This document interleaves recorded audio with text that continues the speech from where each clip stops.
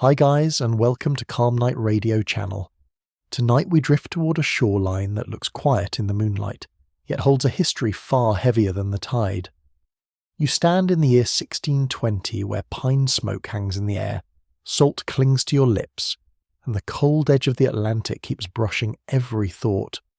You may picture neat little beginnings, tidy stories, and earnest settlers stepping into a new world with hopeful faces, but history, as usual, refuses to behave. In the darkness beyond those simple images are stolen journeys, uncertain names, broken homes, and people forced to carry entire worlds inside their memory. What was it like to be black in this moment, when English America still looked raw, fragile, and unfinished, but already knew how to profit from human suffering? The answer is quieter, stranger, and more unsettling than many old textbook stories ever admitted. So, before you settle into the story, take a moment to like the video and subscribe, and while you're here, leave a comment with your location and local time. Now, dim the lights, and let yourself step into a place where the night smells of wet wood, cold earth, and brine, and where black life in 1620 is already shaped by an Atlantic world that has been grinding people together for more than a century. You arrive not in a neat beginning, but in the middle of a storm already in motion. By 1620, Europeans have crossed the Atlantic for generations, and Africans have been caught in that movement for almost as long before an English child in Virginia learns to walk across muddy ground. Portuguese traders, Spanish officials, sailors, priests, merchants, and raiders have built sea routes that pull millions of lives into danger. So when you ask what it is like for black Americans in 1620, the first answer is both simple and cruel. It is not new. It already carries history in its bones. The night air feels damp against your skin. You can almost hear rigging knock against a mast somewhere in the harbour. Rope groans. Water slaps wood. A dog barks from the dark. Beneath those sounds lies the bigger truth. Black people in the early English colonies do not arrive as blank figures entering an empty scene. They come from societies with languages, farming knowledge, spiritual worlds, kinship networks, trading customs, and memories of home. Some come from West Central Africa, a region deeply entangled with the Atlantic trade. Some have already endured capture, sale, transport, and resale more than once. Some have moved through Spanish territories before reaching an English colony at all. You're not looking at a single story. You're looking at many, compressed into one narrow and brutal space. If you stand near the Virginia shore in your mind, the settlement feels smaller than people expect.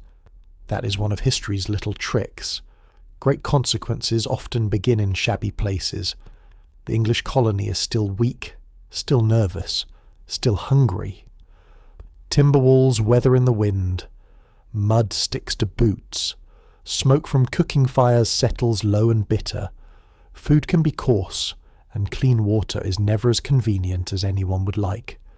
Mosquitoes make their own rude announcement in warmer months, in cold weather. Your hands ache, your joints stiffen, and every blanket feels too thin. There is no grand imperial polish here. There is splintered wood, anxious labour, and constant improvisation. That matters because the world black people enter in 1620 is unstable. The English want labour. They want survival. They want profit, preferably in that order, though not always. They have not yet built the fully hardened legal structure of racial slavery that later centuries will know so terribly well. But that does not make this a gentle place. It makes it a shifting one, and shifting ground can be its own kind of danger.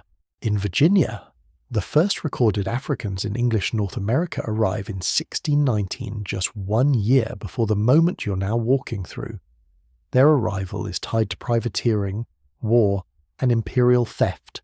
A ship carrying captive Africans, originally bound through Spanish channels, is intercepted. Some of those captives are brought into English Virginia. Historians still argue over exact numbers, names, and statuses. because the records are sparse, careless, and often written by people more interested in cargo than humanity. That thinness in the archive tells you something on its own. People can be central to history and still barely be granted ink. So what is daily life like? It begins with uncertainty. Not the cosy uncertainty of a cloudy weather forecast, but the serious kind that sits in your stomach and makes every sunrise feel like a question. Are you considered a servant for a term, a captive without term, or something the English themselves have not fully defined? Can labour lead to freedom? Can baptism alter status? Can marriage be recognised? Can a child belong to a family, or to an owner's calculation? In 1620 the answers are not settled. Unfortunately, uncertainty in a colony usually bends toward the powerful. You wake to sounds before dawn. A rooster cries somewhere, stubborn and unimpressed by human misery. Someone coughs hard from smoke and dampness. Boots scuff dirt. A pot lid rattles. The morning smells of ash, wet straw, and something boiling that promises more endurance than pleasure. Your hands meet rough wood, coarse fabric, cold air. Labour begins early because daylight is precious, and because colonies are greedy little machines. Land must be cleared, water must be carried, fences must be repaired, crops need attention, tools need mending, animals need feeding. Tobacco, especially, is beginning to shape Virginia into a place where labour is devoured at an alarming pace. Tobacco changes the atmosphere of everything. It offers profit to planters, and in doing so it increases demand for workers. The plant itself can seem almost absurdly delicate for something that will distort so many lives. It needs care, timing, constant handling. Leaves must be planted, watched, cut, cured, packed. It stains fingers, invades clothing, and turns labour into the rhythm of the colony. You smell it drying. You feel its dust in the air. You learn quickly that cash crops always sound elegant in distant conversation and feel miserable in the field. Some black people in 1620 may live and work alongside English indentured servants, at least outwardly sharing parts of a labouring world. That closeness can be misleading. Shared hardship does not mean equal condition. An English servant often arrives with a contract. However harsh, however exploitative, time, at least in theory, has an end point. For Africans brought by force, the status is less clear and often more vulnerable. The colony is experimenting with exploitation in real time, and black people are the ones most likely to pay for those experiments. The social atmosphere around you is watchful. Masters, overseers, and officials measure people constantly. They measure strength, usefulness, obedience, resistance, age, health, and fertility. Very romantic, if you are a turnip. Human beings are assessed like resources because the colony thinks in those terms. Yet within that hard gaze, real lives continue. People speak quietly when they can. They share fragments of language. They teach one another names, gestures, habits, and prayers. They look for someone who understands the way a word should sound when spoken correctly. That search for familiarity matters. Imagine carrying memory as your last secure possession. A smell can return a whole landscape. Wood smoke might remind you of cooking at home, though the food is wrong and the company uncertain. A rhythm tapped with fingers might stir a song half remembered. The sight of certain seeds, certain woven techniques, certain ways of working soil might bring back skills learned long before the English ever noticed your existence. Enslavers and masters often imagine that domination can erase identity quickly. History keeps proving them lazy thinkers. You may also notice that religion moves through this world in complicated ways. English colonists talk often about Christianity, but their spiritual certainty does not produce moral clarity. That is putting it politely. Baptism exists in the colony, and some later legal debates will circle around whether conversion affects bondage. In 1620, such questions remain unsettled. For black people, faith can mean many things at once. It can mean retaining African spiritual understandings, adapting to Christian language, listening strategically, participating sincerely, or doing all these things in ways the English barely perceive. People under pressure often become masters of layered meaning. Women and men do not experience this world identically. A black woman in 1620 may face field labour, domestic labour, sexual vulnerability, and the constant danger of being treated as both worker and reproductive asset. A black man may be judged heavily through physical labour and discipline. Though that offers no safety, both live under power that can intrude at any hour. Both may try to form bonds that create a little shelter inside a hostile system. A shared meal, a whispered exchange, a moment of laughter at someone important being foolish. These are not trivial things. They are small acts of human defence. There is scholarly debate about just how many Africans were present in English Virginia at this exact moment, and how varied their legal conditions were. Some evidence suggests that in the earliest years, a few Africans later obtained freedom, owned land, or navigated colonial society in ways that would become harder as racial laws tightened. That possibility should not be mistaken for fairness. It simply shows that the system was still taking shape. A half-built trap is still a trap. You feel that half-formed quality everywhere. Rules are inconsistent. Records are patchy. People improvise. Status can depend on local custom, personal power, religion, wealth, and the mood of men who think ownership is a reasonable hobby. One official phrase can alter a life. One missing paper can do the same. One planter's ambition can push the colony toward harsher practice. Nothing is fully codified, yet much is already cruel. There are also encounters with native peoples all around this world, though English accounts often flatten them into background or threat. For black people in 1620, indigenous societies are part of the environment of survival, conflict, labour, exchange, and colonial fear.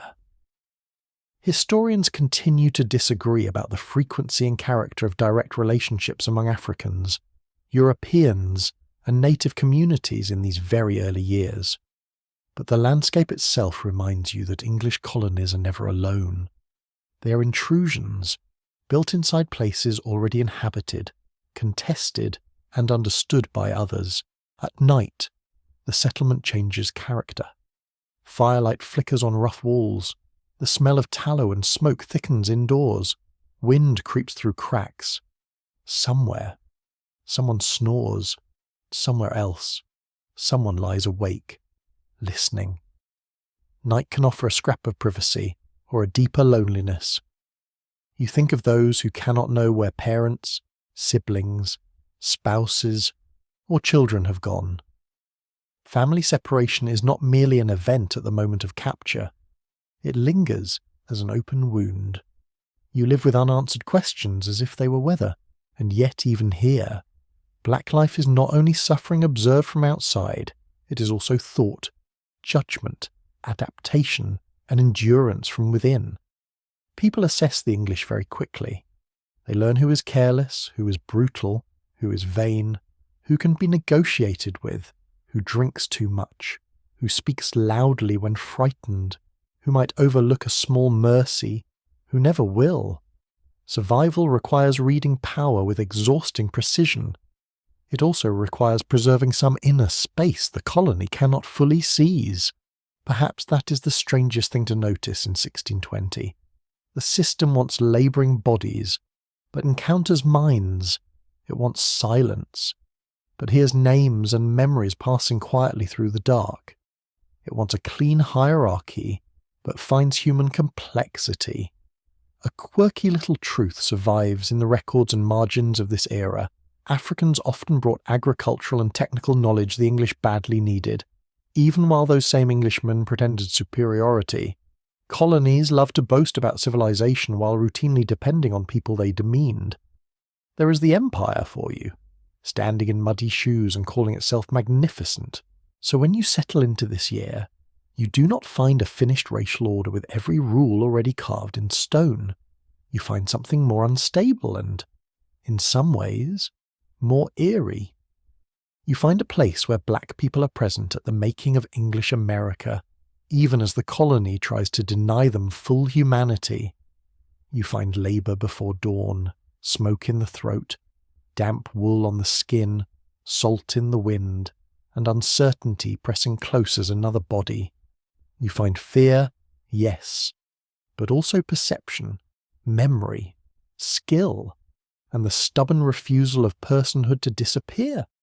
In 1620, to be black in English America is to live inside a harsh invention still forming, while carrying worlds no ledger can count and no settlement can fully contain. You step into Virginia while it is still learning how to stand upright. The colony does not greet anyone with grace. It greets them with mud, smoke, noise, and appetite. The river breathes out a cold, mineral smell at dawn. Reed beds whisper in the wind. Waterbirds lift suddenly from the shallows, their wings beating the pale air. Then the human sounds begin. Axes strike wood. Hammers knock out a flat rhythm. Someone curses under his breath at a broken tool. A child cries. A pig roots noisily near a fence line as if it owns the place. Which, to be fair, it almost does. Jamestown in these years is not grand. It is anxious. The settlement has already stumbled through disease, shortages, and death. People build with the desperation of those who know the walls are never thick enough. Houses are rough. Paths turn slippery after rain. Clothing stays damp longer than anyone likes. Food is counted carefully. Every store of grain matters. Every boat arrival is discussed. Every rumour moves fast. Survival sits at the centre of daily life, and that gives power to anyone who can make survival easier for those above them. This is the colony that receives the first recorded Africans in English North America in 1619. Their arrival is remembered in a short note by an English colonist, who reported that 20 and odd Africans were brought to Virginia. The phrase is famous now, though it is almost offensively casual. It reduces a group of people to a quantity and a shrug.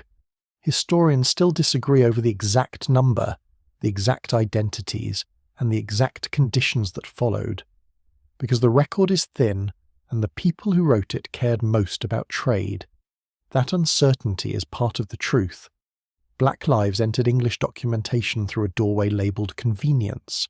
Their route into Virginia was tangled in imperial conflict. A Portuguese slave ship carrying captive Africans through the Atlantic system became the prey of privateers. These raiders seized part of its human cargo and sold some captives into the English colony, so you're not watching a clean transfer from one power to another. You are watching theft layered upon theft. The Atlantic in 1619 and 1620 is a water road for empires, but also for opportunists who know suffering can be converted into cash. A flag changes. A buyer changes. The terror remains familiar. If you imagine the moment of arrival, do not picture neat lines and polite procedure. Picture exhaustion. Picture salt dried stiff on skin. Picture clothing torn by travel and weather. Picture people trying to read faces around them in a language they may not know, searching for clues of danger, value, mercy, or none of the above. The shoreline itself feels uncertain underfoot after so much water. The smell is a mix of river mud, fish, wet timber, smoke, and unwashed bodies. The colony probably seems both crowded and flimsy. Men move quickly when cargo appears. Questions are practical first. How many? How strong? How useful human curiosity and human cruelty so often arrive holding hands. English Virginia is becoming more committed to tobacco, and tobacco is hungry. It wants cleared fields, steady hands, repetitive labour, and a workforce that can be driven hard. You can feel the colony leaning toward profit with all the elegance of a falling chair. Planters want land and labour together. One without the other only produces complaints. Tobacco leaves must be raised in seed beds, transplanted, weeded, watched, cut, cured, sorted, and packed. It is exacting work. The smell of curing leaf hangs sharp and dusty. Fine particles settle on fabric and skin. Fingers become sticky. Shoulders ache. Backs protest. The plant that will make fortunes often begins as a nuisance in the hands.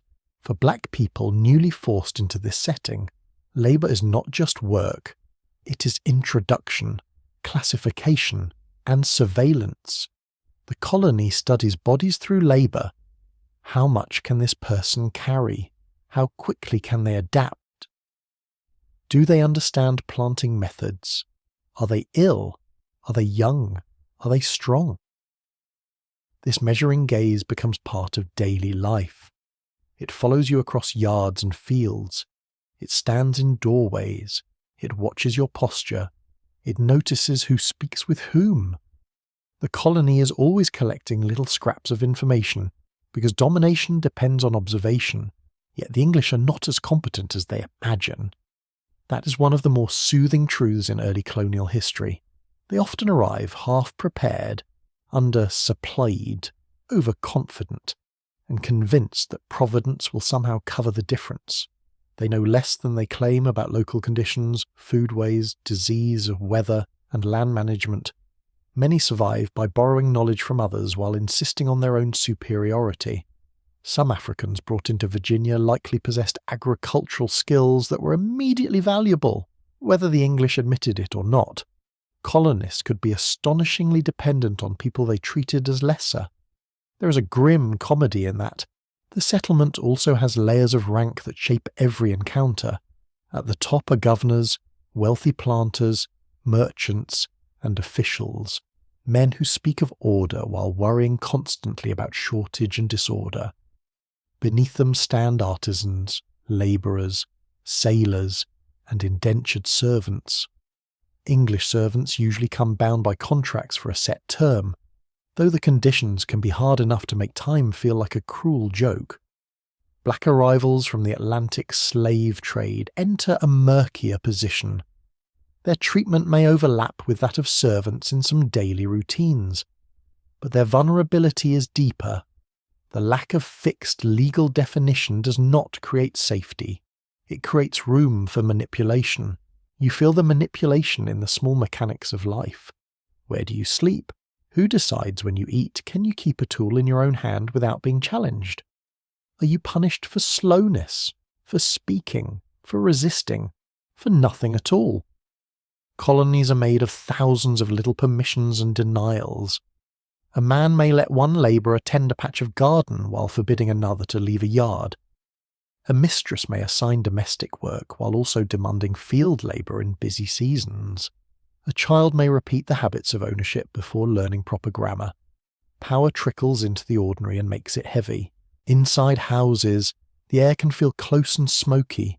Tallow candles give off a greasy scent. Wool scratches. Wooden bowls knock softly against tables. Porridge steams. Salt meat lingers on the tongue. In the fields, the sensations change. Sun presses on your neck. Soil clings to bare hands. Insects whine near your ears. Rain turns paths into sticky trenches. Winter makes every task sharper. Water bites your fingers. Breath hangs pale. Wood feels colder than stone. Labour does not stop because the body complains. The colony listens politely to pain, then hands it another bucket. Some early Africans in Virginia may have had names recorded in forms altered by Europeans, or not recorded at all. That matters deeply. A name is not a small thing. It carries family, place, memory, rhythm, and self. When records clip or erase names, they do not merely lose detail, they participate in theft. At the same time, people continue to name one another in speech, memory, and private exchange.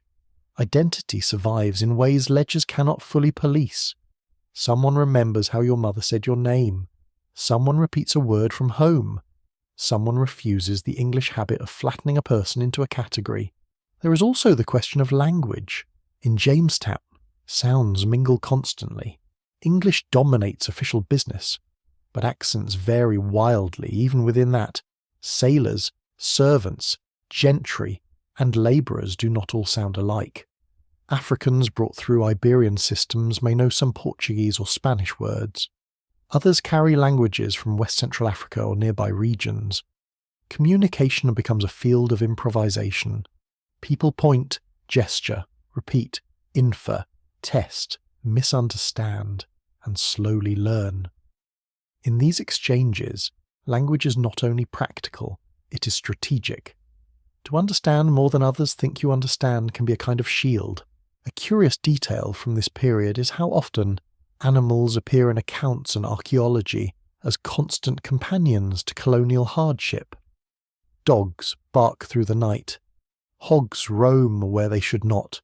Chickens scatter underfoot. Rats make themselves comfortable in stores and walls. Livestock are wealth, nuisance, food, and noise all at once. For labourers, black and white. Animals are part of the texture of every day. They smell bad, escape often, and consume attention. Empire, in practice, involves a surprising amount of chasing pigs through mud. The colony is not sealed off from violence beyond its fences either. Tension with Powhatan peoples shapes the mood of Virginia.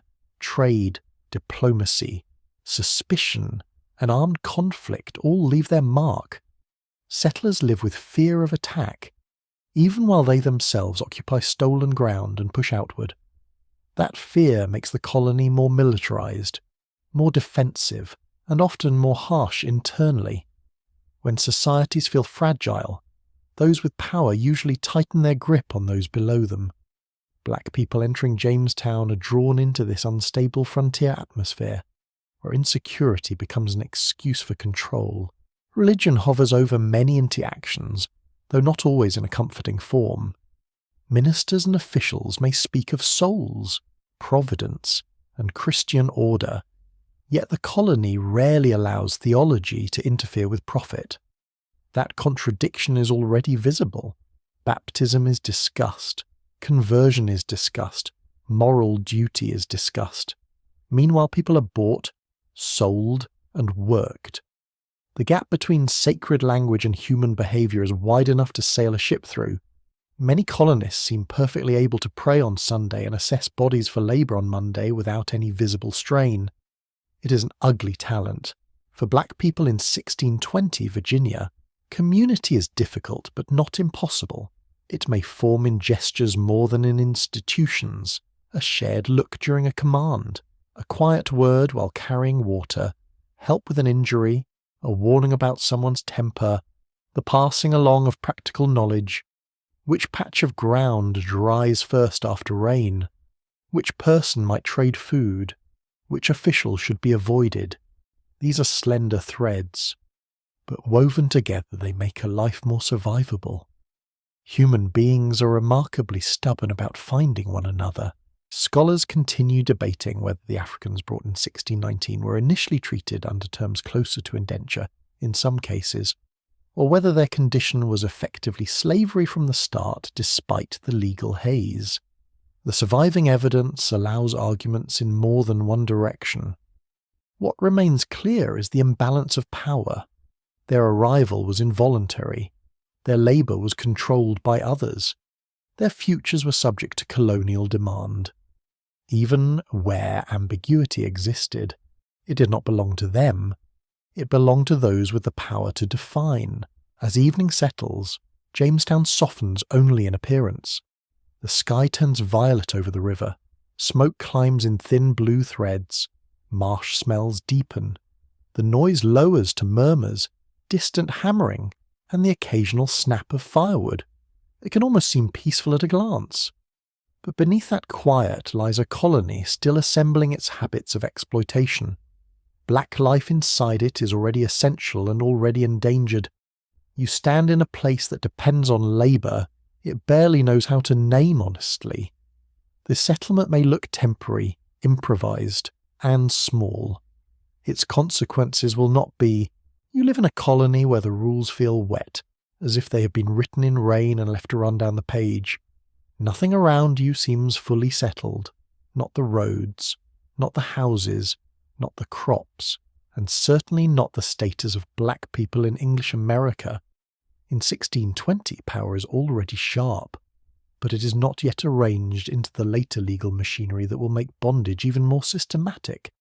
That does not make the moment kinder, it makes it slippery.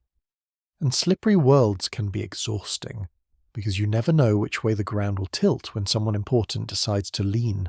The day begins in a grey wash of mist over the river. You taste wood smoke before you speak. The cold presses through rough cloth and sits on your shoulders. Somewhere nearby, a pot is being stirred with slow patience. You hear the scrape of a stool, the creak of leather, the soft slap of wet shoes crossing packed earth. The settlement wakes like a person with a fever, half alert and already uncomfortable. For black people living here, each morning carries a practical question as large as the horizon. What exactly? Are you in the eyes of this colony? It sounds like a legal question, but it is really a human one. Are you regarded as a servant with a term that ends one day, however far away? Are you treated as a captive with no fixed release? Are you something the English have not yet named cleanly, but are already exploiting with enthusiasm? In 1620 there is no single tidy answer. Different households may treat African labourers differently. Different officials may think differently. Different records may describe the same condition in inconsistent ways. Historians still argue over how much these early years resembled indentured servitude in some cases, and how much they already functioned as slavery in practice. The uncertainty is real, but so is the imbalance. That imbalance lives in paperwork, or in the absence of it. English colonies adore paper when it helps power, and lose interest in paper when clarity might help the powerless. Contracts matter when elites want labour regulated. Lists matter when goods are counted. Property transfers matter when land is involved. But many black lives appear in records only briefly, vaguely, or not at all. A name may be clipped, a date may be missing, a status may be implied rather than explained. The silence of the archive is not neutral. It is one more room where authority gets to decide who counts as legible. Imagine trying to build a life inside that fog. You work, but do not know whether work is ever enough. You obey, but do not know whether obedience earns security. You learn English words, perhaps, but do not know whether speaking them helps. You listen when colonists talk about terms of service, property, inheritance, Christian duty, punishment, and release. Some words hold hope for one person and nothing for another. The colony has not yet announced a single rigid formula, but that only means power can improvise. Improvising power is rarely generous. There are examples from the wider early colonial world that make the picture more complicated. In Spanish territories, ideas about slavery, conversion, and legal personhood had their own traditions and contradictions. Portuguese systems carried yet other practices. Some Africans arriving in English spaces may have already passed through Iberian hands, languages, or customs. That means they enter Virginia with experiences that do not fit neatly into English assumptions. A person might know Christian prayers in one tongue and face a planter who assumes they know nothing at all. A person might have lived in more than one imperial system and understand very quickly that each empire thinks its own hypocrisy is special. The English, for their part, are still making up rules as need and greed demand. There is no grand committee of moral clarity. There are local habits, private interests, planter ambitions, religious arguments, and constant bargaining over labour. One household may allow something another forbids. One master may describe an African labourer in language that suggests servitude, while another treats blackness itself as a sign of permanent subjection. This inconsistency becomes part of daily life. It decides where people sleep, whether they can form families openly, whether they can keep small earnings, whether they can move independently, whether they can hope, Hope itself becomes a dangerous calculation. You cannot simply feel it, you must weigh it. If some Africans in these early decades later gained freedom, held land, or appeared in court records as people with certain rights, that tells you the system was not yet fully locked, but the existence of exceptions can be misleading. Exceptions often comfort those in power more than those beneath them. A few openings do not erase the fact that most decisions still rest with those who control labour, property, and punishment. A door left ajar is not the same as a welcome. The atmosphere of the colony teaches caution. When men with authority speak casually, others listen carefully. A remark over a table can signal tomorrow's policy in miniature. A planter complains that servants run away. Another says Africans can be worked harder. A minister wonders aloud about baptism and bondage. An official worries about labour supply. None of this sounds like a formal law. Yet this is how social order thickens. It gathers from conversations, habits, assumptions, and repeated acts. By the time the rule becomes official, people may have already been living inside its shadow. Baptism is one of the strangest fault lines in this world. Christianity is everywhere in language, nowhere near consistent in ethics. Colonists speak of souls and salvation, but prophet keeps interrupting their tenderness. Some wonder whether a baptized African should still be held in bondage. Others seem determined to make sure Christian status changes nothing important. This uncertainty matters because religion in the English mind is tied to ideas of belonging, civilization, and hierarchy. Yet economic desire presses hard in the opposite direction. The result is a colony muttering to itself about grace while keeping one hand on the ledger. For black people, religious life may involve adaptation rather than simple conversion or refusal. Some carry spiritual traditions from African societies. Some may have encountered Catholicism through Iberian roots. Some begin learning Protestant forms in English spaces. Prayer can be sincere, strategic, private, collective, or all at once. Faith under pressure often refuses tidy categories. A person may repeat an English prayer and still hold memories of sacred practices from home. A person may hear a Bible reading and wonder how the same people who cherish it can also count bodies like barrels. It is a reasonable question. The colony does not offer an elegant answer. In practical terms, legal uncertainty affects ordinary rhythms. Who can testify in disputes? Who can marry with recognition? Who can inherit anything at all? Can an African labourer be released after a set number of years? Or does service stretch without horizon? What happens to children born in the colony? In 1620, many of these questions remain unsettled or inconsistently handled. That means families live with a special kind of tension. Affection exists, but stability does not. You can care deeply for someone and still have no confidence that the colony will respect that bond for a single season. Touch becomes part of the story in ways both gentle and harsh. The harshness is easy to imagine. Rope against skin, a heavy load against the spine, cold water over cracked hands, rough fabric rubbing at the neck, but touch also carries comfort. A hand steadying another over uneven ground, fingers adjusting a child's garment, the familiar pressure of shared work, human closeness, even in a brutal system, remains one of the few things power never fully controls. It can regulate movement, labour, and sleep more easily than tenderness.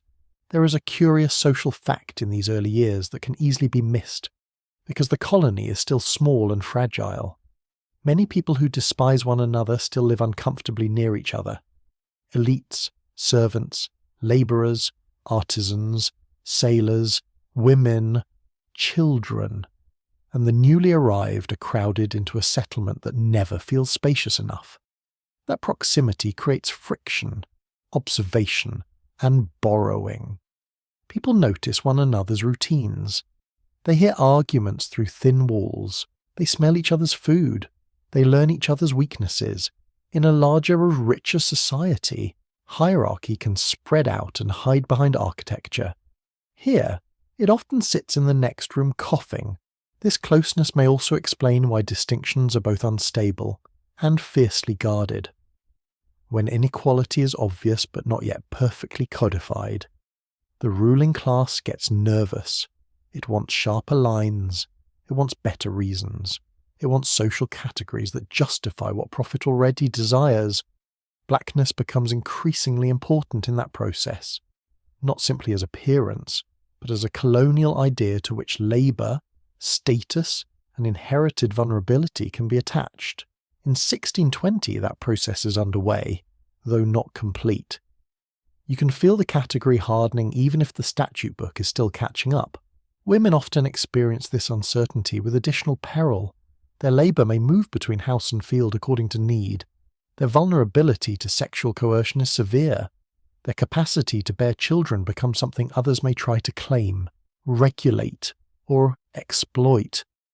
Yet women also shape households, preserve memory, share knowledge, and create forms of kinship under pressure.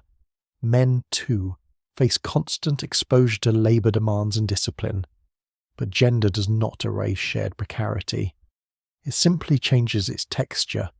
The colony sorts people by sex as well as status, and then expects both systems to serve wealth. Scholars continue to debate how quickly race became the primary organising principle in English America, and how much class, religion, and local custom competed with it at first. That debate matters because 1620 sits in a transitional zone. You're looking at a society not yet fully committed to one legal formula, but already discovering the usefulness of racial distinction. The ambiguity is not abstract. It shapes food, movement, punishment, and the possibility of rest. It determines whether the future feels imaginable or sealed shut. As evening comes, the legal fog does not lift. It settles closer. Firelight throws moving shadows across walls. Voices lower. Someone tells a story in a language most of the room does not understand. Someone else listens anyway, catching tone if not every word. Outside, water laps gently at the bank, sounding calmer than the human world deserves. The air smells of smoke, damp earth, cabbage, sweat, and wool drying too slowly. In that dimness, the colony's uncertainty becomes almost visible. Like mist between trees, you live under rules that are forming while they are being used on you. That is the heart of it. Nothing is fixed enough to trust, yet power is fixed enough to hurt. The English colony still pretends it is improvising, still claims necessity, still mutters about order, labour, and God. But from where you stand, the pattern is clearer. When a society refuses to define your place plainly, it is often because confusion serves those who command. In 1620, black life in English America is shaped by that dangerous vagueness, where every silence in the law leaves room for someone stronger to speak. Mourning in the colony does not begin with inspiration. It begins with stiffness. Your back complains before your thoughts do. Your hands feel swollen from yesterday's work, and the air that touches your face is cold enough to make you blink hard. The ground is damp underfoot. Mud clings to shoes, hems, bare ankles, whatever it can reach. A thin smoke hangs low over the settlement, carrying the smell of ash, wet timber, and something boiled too long. Somewhere a raven calls. Somewhere a bucket tips. Somewhere a man clears his throat like he's trying to cough the whole colony out of his chest. This is the texture of labour in 1620. It is not only hard, it is constant. For black people in early English America, the day is shaped by work before almost anything else. Work tells you when to rise, where to stand, what to carry, how fast to move, and how much pain must be ignored. The colony is young, but its appetite is already old. It consumes effort the way a fire consumes dry brush. Every fence post, every cleared patch of earth, every roof beam, every row of tobacco, every barrel filled for shipment asks for a body behind it, usually several. The tasks change with the season, the weather, and the needs of those in charge. One day may begin with hauling water from a source that never feels close enough. The weight pulls at your shoulders and cuts into your fingers through the handle. Another day sends you to clear land, where roots resist every blow and fallen branches leave your arms striped with scratches. Another brings repair work, lifting timber or patching rough walls against wind and rain. In the growing months there is planting, weeding, tending, carrying, curing. In colder weather there is chopping, hauling, storing, mending. The work rarely has a clean edge. One task slides into another until dusk arrives and your body barely notices the change. Touch is everywhere in this life. Rope fibres burn your palms, soil packs beneath your nails, damp wool rubs at your neck, splinters lurk in tools, walls, crates, even benches, as if wood itself has chosen a side. The handles of hoes and axes grow polished by use, then slippery with sweat. Water in a bucket sends a cold rhythm against your leg as you walk. Tobacco leaves, when handled in quantity, leave a sharp scent on skin and clothing that does not vanish easily. The colony enters the body through contact. You feel it in your muscles, your lungs, and the soles of your feet. Clearing land is among the harshest tasks because it makes the colony's ambition painfully visible. English settlers look at forests and see future fields, fences, and profits. The forest, naturally, does not share their enthusiasm. Trees must be cut, branches dragged, roots dug out, brush piled and burned. The air during such work is full of grit, smoke, resin, and the sweet green smell of fresh wood torn open. Axes strike with a blunt ringing thud. Men grunt. Someone slips. Someone shouts for leverage on a stubborn trunk. The work leaves shoulders trembling by noon. Yet from the planter's view, a newly opened patch of ground can look almost elegant. It is remarkable what exhaustion can resemble to people who mostly supervise it. Waterwork sounds simple until you do it repeatedly. Water for cooking, water for washing, water for animals, water for whatever emergency the day produces. Carried by hand, it becomes a discipline of balance and endurance. Paths are uneven, mud steals footing, the bucket swings just enough to bruise the shin if you lose rhythm. In summer, insects circle your face while you walk. In winter, your fingers go numb around the handle. No one writes poems about the bucket, though perhaps they should. It is one of the quiet rulers of colonial life. Then there is tobacco, the plant that manages to smell both earthy and faintly irritating, even when it is making someone rich. Its demands shape the colony's working day with unusual force. Seedlings must be watched carefully. Young plants are delicate. Weeds need removing. Leaves must be inspected, cut at the right moment, then hung and cured with attention that can feel absurdly fussy compared to the roughness of everything else. For labourers, especially black labourers forced into the system, tobacco is less a crop than a discipline. It teaches repetition. It punishes delay. It soaks up time and energy that might otherwise go toward comfort, family, or rest. Food offers little glamour. Meals are built for continuation, not delight. Porridge, maize, peas, salted meat when available, fish, perhaps some vegetables from a garden plot. The smell of boiling grain becomes part of the background of life. Bread can be coarse, meat can be stringy or over-salted. Hunger sharpens appreciation, but it does not improve seasoning. For labouring people, the quality and quantity of food matter enormously. A body asked to carry, chop, dig, and bend all day cannot run on noble intentions.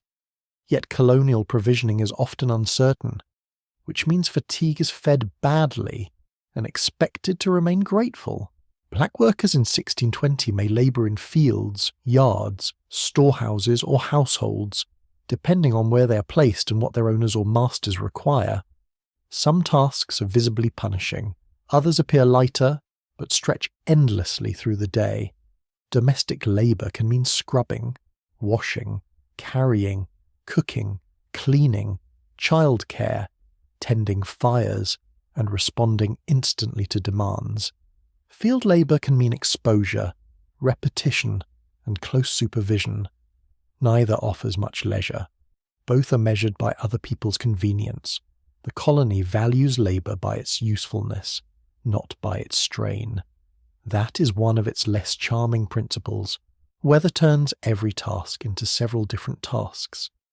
Heat slows breath and fills clothing with sweat. The sun presses on the back of the neck until thought itself feels heavy. In humid months the air has a thick, living quality, full of insect sound and the smell of standing water. Clothes cling, flies gather, mosquitoes whine close to the ear with a level of confidence that is honestly offensive.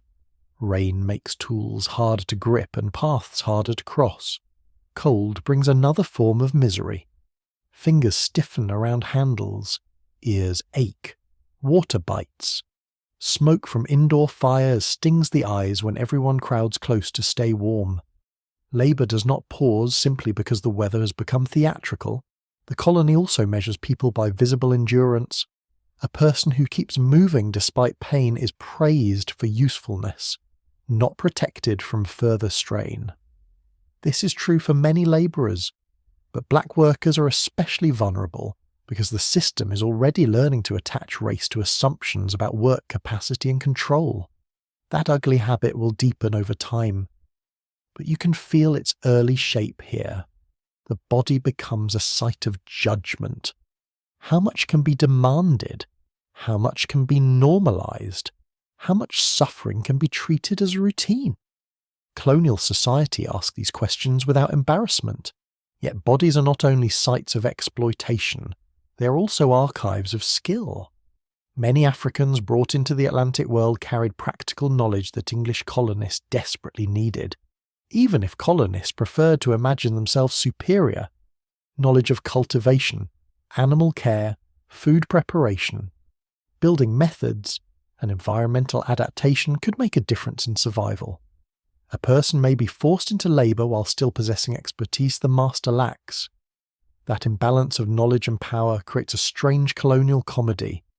The English can command the work and still not fully understand how to do it well. Authority and competence, as it turns out, are not twins.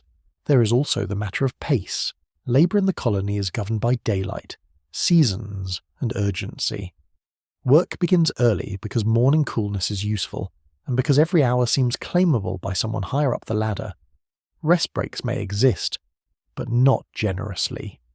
A pause to straighten the back, drink water, or wipe sweat is often watched. Time itself feels owned. That sensation may be one of the hardest parts to describe. It is not merely that you are tired. It is that your tiredness belongs to someone else's schedule. A curious little historical detail often missed in larger stories is just how much ordinary repair dominated colonial life.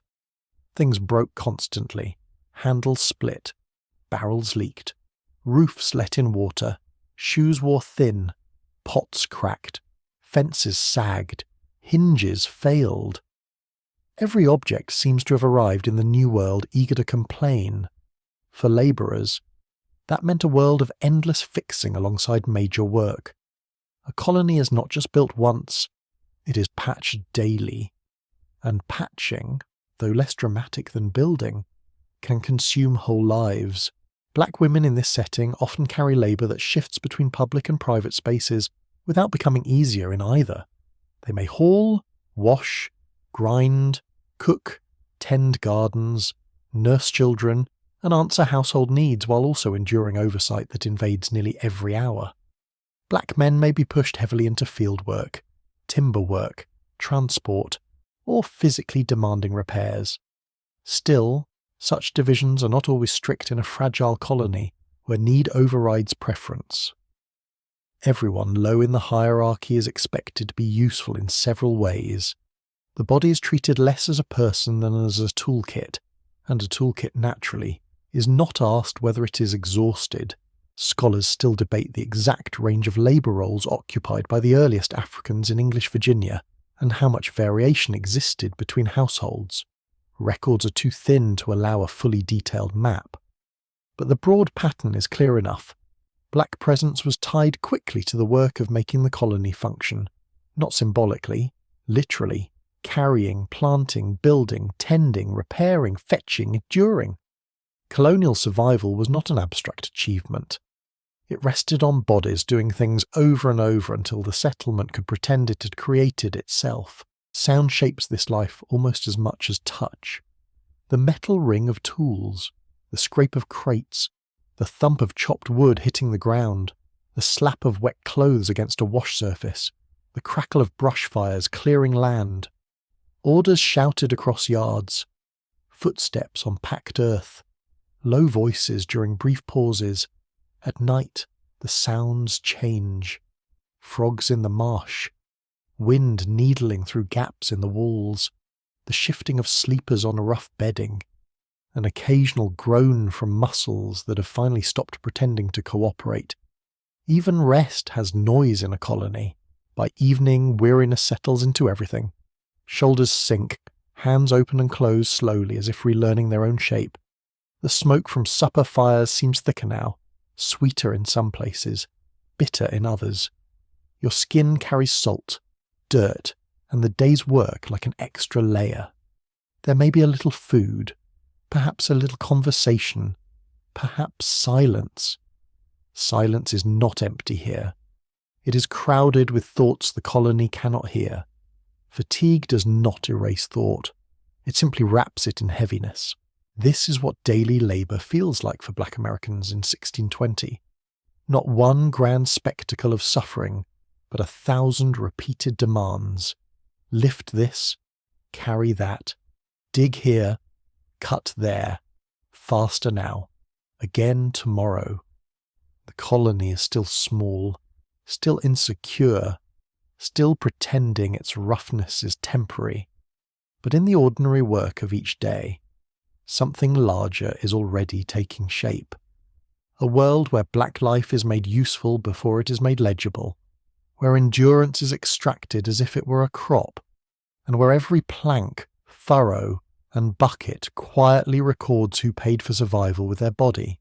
You move through a settlement where people live close enough to hear one another breathe, yet far enough apart in rank to feel different worlds under the same roofline. That is one of the strangest parts of life in 1620. The colony is small, crowded, practical, and unfinished. Its buildings lean into weather, its yards collect mud, its fences do not always keep out pigs, let alone human tension. And still, within this cramped place, hierarchy grows with remarkable confidence. Some people command, some obey, some pretend the difference is natural.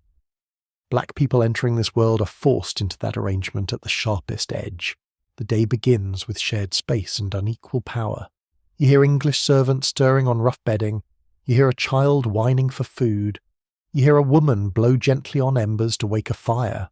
The room smells of smoke, damp cloth, old straw, and boiled grain. Someone's shoes are drying too near the hearth and giving off a sour, leathery scent. The air is thick with bodies and yesterday's work. In such closeness, nobody is truly hidden. That can create a sense of common hardship, but it can also be deceptive.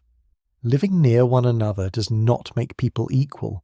It simply makes inequality easier to watch. Black labourers in early Virginia often find themselves among English indentured servants, artisans, hired hands, and masters whose authority rests on land, money, and access to law. On the surface, some routines overlap. People rise early, people work hard, people receive orders from above. But the similarities stop where protection, expectation, and future possibility begin. An English servant may be beaten, underfed, or overworked, yet still possess a contract that points, however faintly, toward release. A black labourer, especially one brought through forced Atlantic trafficking, stands in a more dangerous uncertainty. The colony has room to imagine an Englishman as temporarily unfree. It is already learning to imagine a black person as permanently available. That lesson is not taught all at once. It emerges through habits. Who gets called by a surname and who does not? Who may speak in complaint and be heard, even a little? Who is assumed to belong to a household rather than to themselves? Who can hope for land one day? Who is watched when moving between spaces? These distinctions accumulate quietly. A glance at the wrong moment, a hand raised to stop you from entering a room, a laugh when someone speaks of freedom as if it were unrealistic for certain people.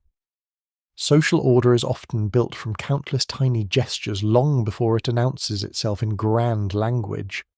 Masters occupy this world with varying styles, though none are harmless. Some rule noisily, with abrupt commands and visible temper. Others prefer measured voices, as though calm cruelty deserves better manners. A planter may inspect tools, count stores, discuss tobacco prices, and then turn to assessing the people who sustain his household with the same practical eye. That cold blending of object and person defines much of colonial life. The master need not shout to dominate. He simply expects the world to arrange itself around his convenience. Most of the colony agrees to try. English servants, meanwhile, live in their own uneasy middle. They are not masters, and they know it very well. They endure labour, discipline, hunger, and humiliation. Some arrive young and unprepared, lured by promises or pushed by poverty. Some are resentful, some frightened, some opportunistic.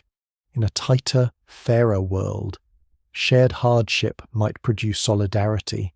In a colony obsessed with status, it more often produces comparison. A servant notices who is treated as lower still. A labourer clings to any difference that offers psychological comfort. This is how hierarchies thicken even among the exploited. Misery loves company, but it also enjoys rank. That does not mean moments of practical cooperation never happen. In workyards and fields, people share burdens because tasks require it. One person lifts while another steadies. One warns about a rotten plank. One passes water. One explains a tool. In households, women may exchange knowledge about food, washing, children, and difficult mistresses with a frankness power cannot entirely prevent. A quiet friendship may form over repeated labour. A look may pass between people who understand more than they can say aloud. Human beings are annoyingly resistant to perfect separation. Authorities dislike that, which is one of the more satisfying facts in history. Still, the colony works hard to sort bodies into expected roles. A wealthy household displays authority through control of space, food, clothing, and movement. Who sits at the table and who stands, who enters by the main door and who uses the yard, who receives wool in better condition, who gets leftovers rather than the meal itself. These details seem small until you realize that daily life is made almost entirely of details. The hierarchy does not descend from the sky each morning. It arrives through bowls, beds, instructions, and permission. Touch reveals rank too. Fine fabric brushes differently from coarse linen. A polished cup feels different from a wooden one. A mattress stuffed more generously changes a night's sleep. A labouring body notices these differences because it lives among them. Black people in 1620 do not simply know they are lower in the order by hearing it. They know it by sleeping rougher, carrying more, receiving less, and being corrected faster. The colony teaches status through the skin. There is also the matter of surveillance inside households. The closer people live, the easier it becomes to monitor ordinary behaviour. Who lingers, who speaks too long, who looks away when ordered, who saves scraps, who moves with confidence. Black labourers often bear extra scrutiny because their position is less protected and more contested. In a society still shaping its racial habits, watchfulness becomes a tool of experimentation. Masters notice what they can forbid, what they can demand, and where resistance may begin. A fragile society can be incredibly nosy. Some black individuals in these early decades may have negotiated space within the colony more successfully than later generations could, especially while legal categories remained unsettled. A few later appear in records with property, family ties recognised in some fashion, or a degree of autonomy that would become rarer as racial slavery hardened. That historical fact matters, but it must be handled carefully. It does not mean the system was open or fair. It means the system was still forming, and even unfinished systems are capable of great cruelty. A crack in the wall is not the same as a doorway. Women experience this layered social world in particularly intimate ways. A black woman working in or near a master's household may be visible at all hours, summoned for domestic tasks, judged on skill, temperament, speed, and obedience. Her labour may include cooking, cleaning, carrying, childcare, washing, and serving, often while remaining vulnerable to unwanted tension or coercion. English servant women also face exploitation and danger, but black women carry the added burden of a status the colony is increasingly tying to deeper unfreedom. Gender and race do not alternate politely. They combine. Men move through another set of expectations. A black man may be sent into heavy field labour, timber work, hauling, transport, or repairs demanding visible strength. That strength, once observed, becomes a reason for greater demands.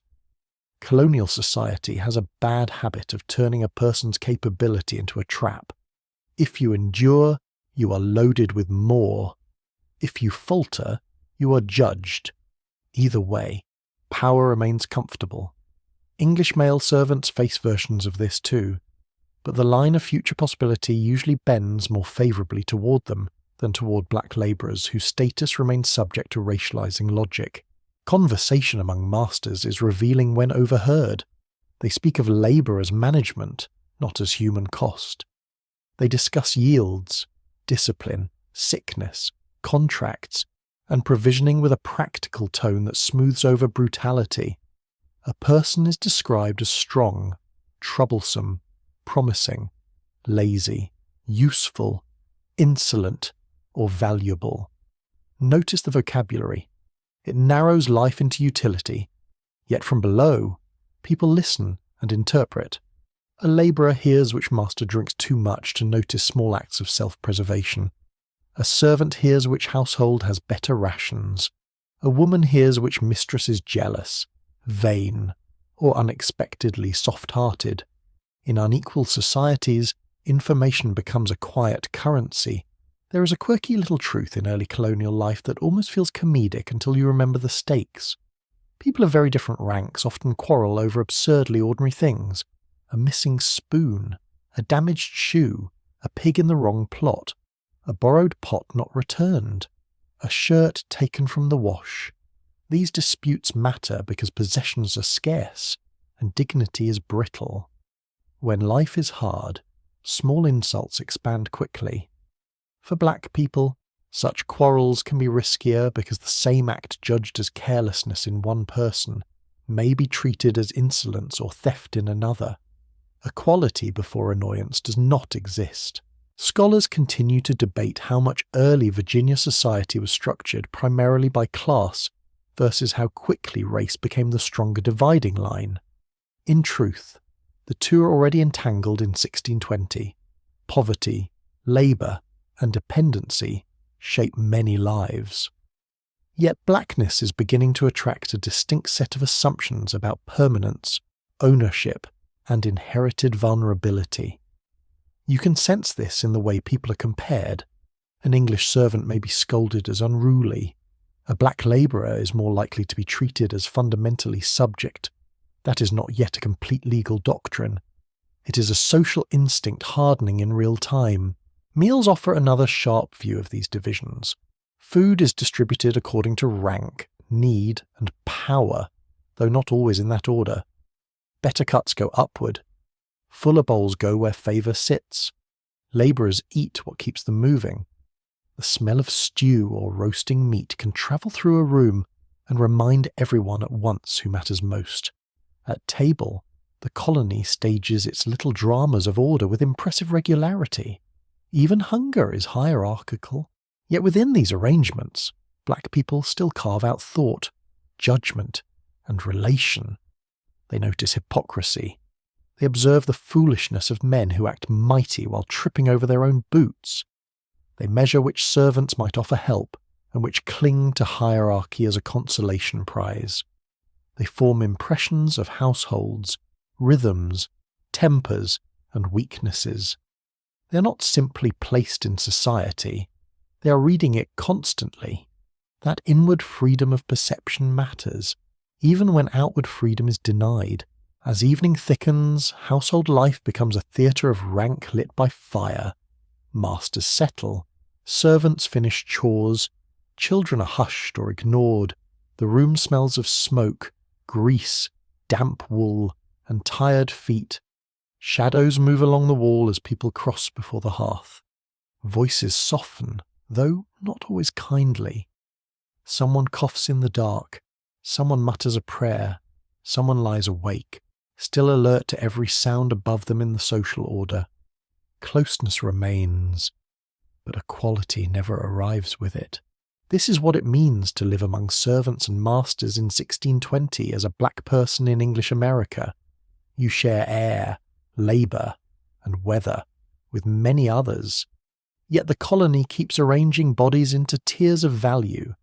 The rooms are small, the distance is short, the message is constant. Who commands, who waits, who eats first, who is remembered, who is presumed to belong.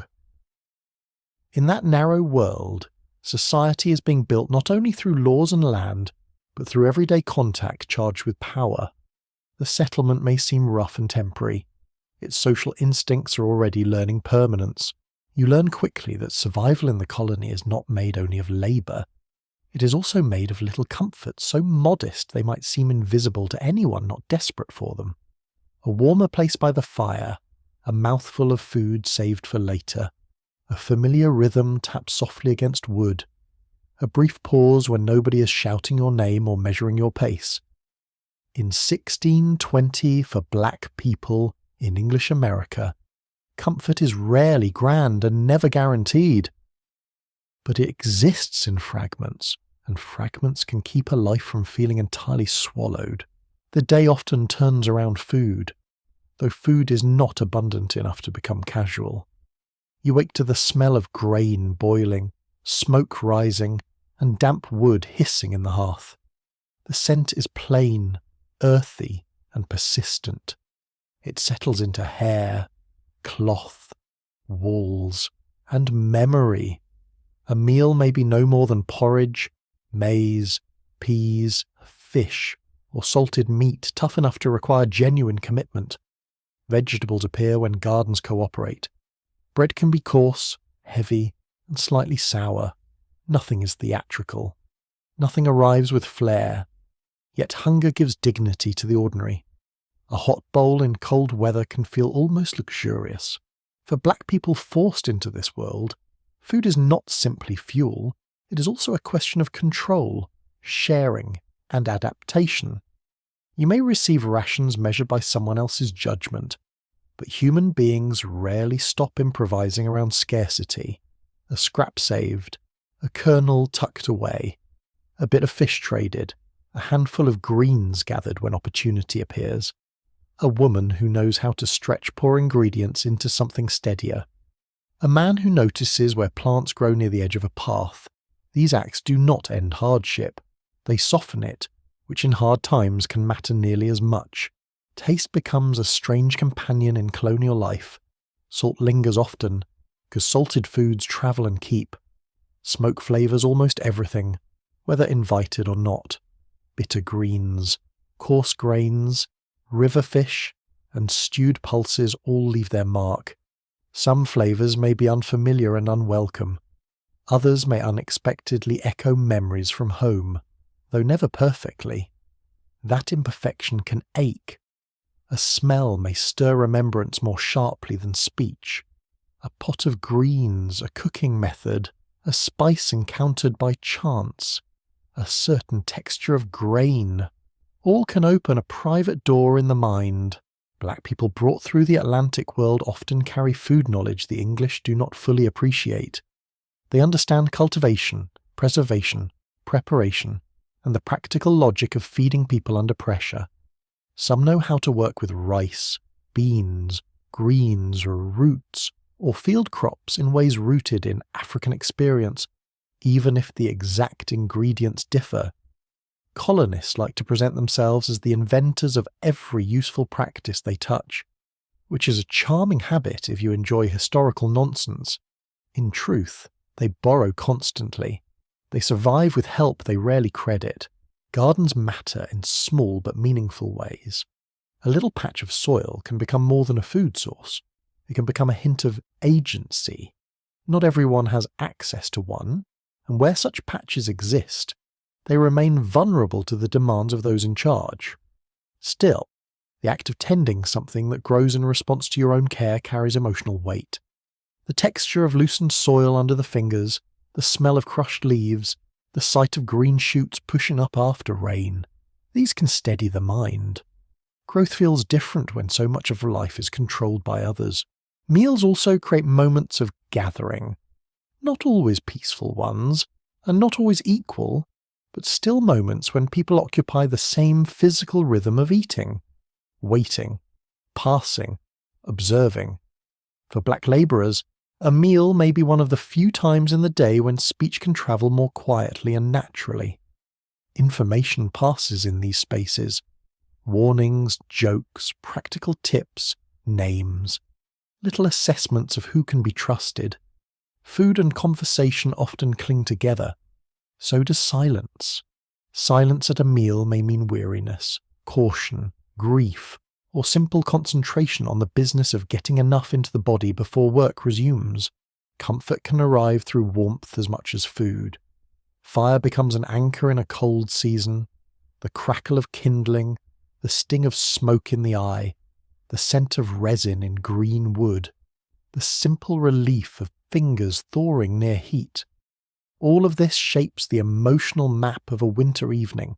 A crowded room around a hearth may be noisy, cramped, and poorly ventilated, yet the fire still exerts its pull. You edge toward it when possible. Heat on the shins can feel like a kind of mercy. Even the rough texture of a dry blanket seems kinder after standing in wind. Faith moves through these lives in equally practical ways. Religion in the colony is not a single thing. It is spoken by English ministers, muttered in household prayer, argued over by officials, and reworked quietly by those forced into the system. For black people in 1620, spiritual life may be layered. African beliefs and practices remain in memory, gesture, rhythm, and worldview. Some have encountered Catholic forms through Iberian roots before ever reaching English hands. Others are now hearing Protestant language framed as instruction or command. Outwardly, the colony may think in simple categories. Inwardly, faith is often far more blended. Prayer can be a source of comfort even when surrounded by hypocrisy. That is one of the more complicated truths of the period. Colonists may invoke God while participating in exploitation, yet the language of faith still offers images of justice, deliverance, and meaning that the oppressed can hold differently. A whispered prayer in the dark, a line remembered from earlier teaching, a blessing spoken over food, a quiet appeal for protection, all these can create inner shelter. The English do not own the sacred merely because they talk about it loudly. Sound helps carry that shelter.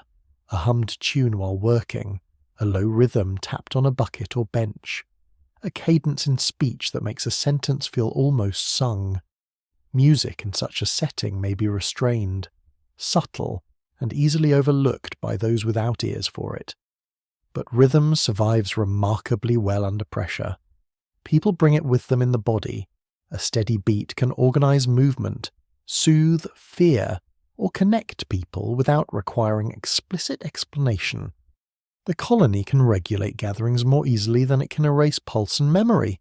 There is scholarly uncertainty about how much of early African cultural practice can be traced clearly in English Virginia this early. because evidence is fragmentary and often filtered through hostile observers. Historians continue to debate what forms of continuity were most likely to survive the violence of capture, transport, and forced resettlement. Still, no serious reading of human history suggests total erasure happens overnight. People remember songs imperfectly, they preserve gestures, they repeat names, they teach children habits whose meanings are older than the colony. Culture can travel even when people are denied control over the road. Small comforts also include the simple presence of another person who understands. That may be a relative, though family separation makes that uncertain. It may be someone from the same broad region, someone who recognizes a word, a practice, a look of comprehension that does not need translation. It may even be a person from a very different background who offers practical kindness. A shared task can become companionship. A warning can become trust. A laugh at the vanity of a master can become a tiny feast in itself. Humour survives in difficult places because dignity likes company. Black women often become key keepers of these fragile comforts, though the burden is hardly fair.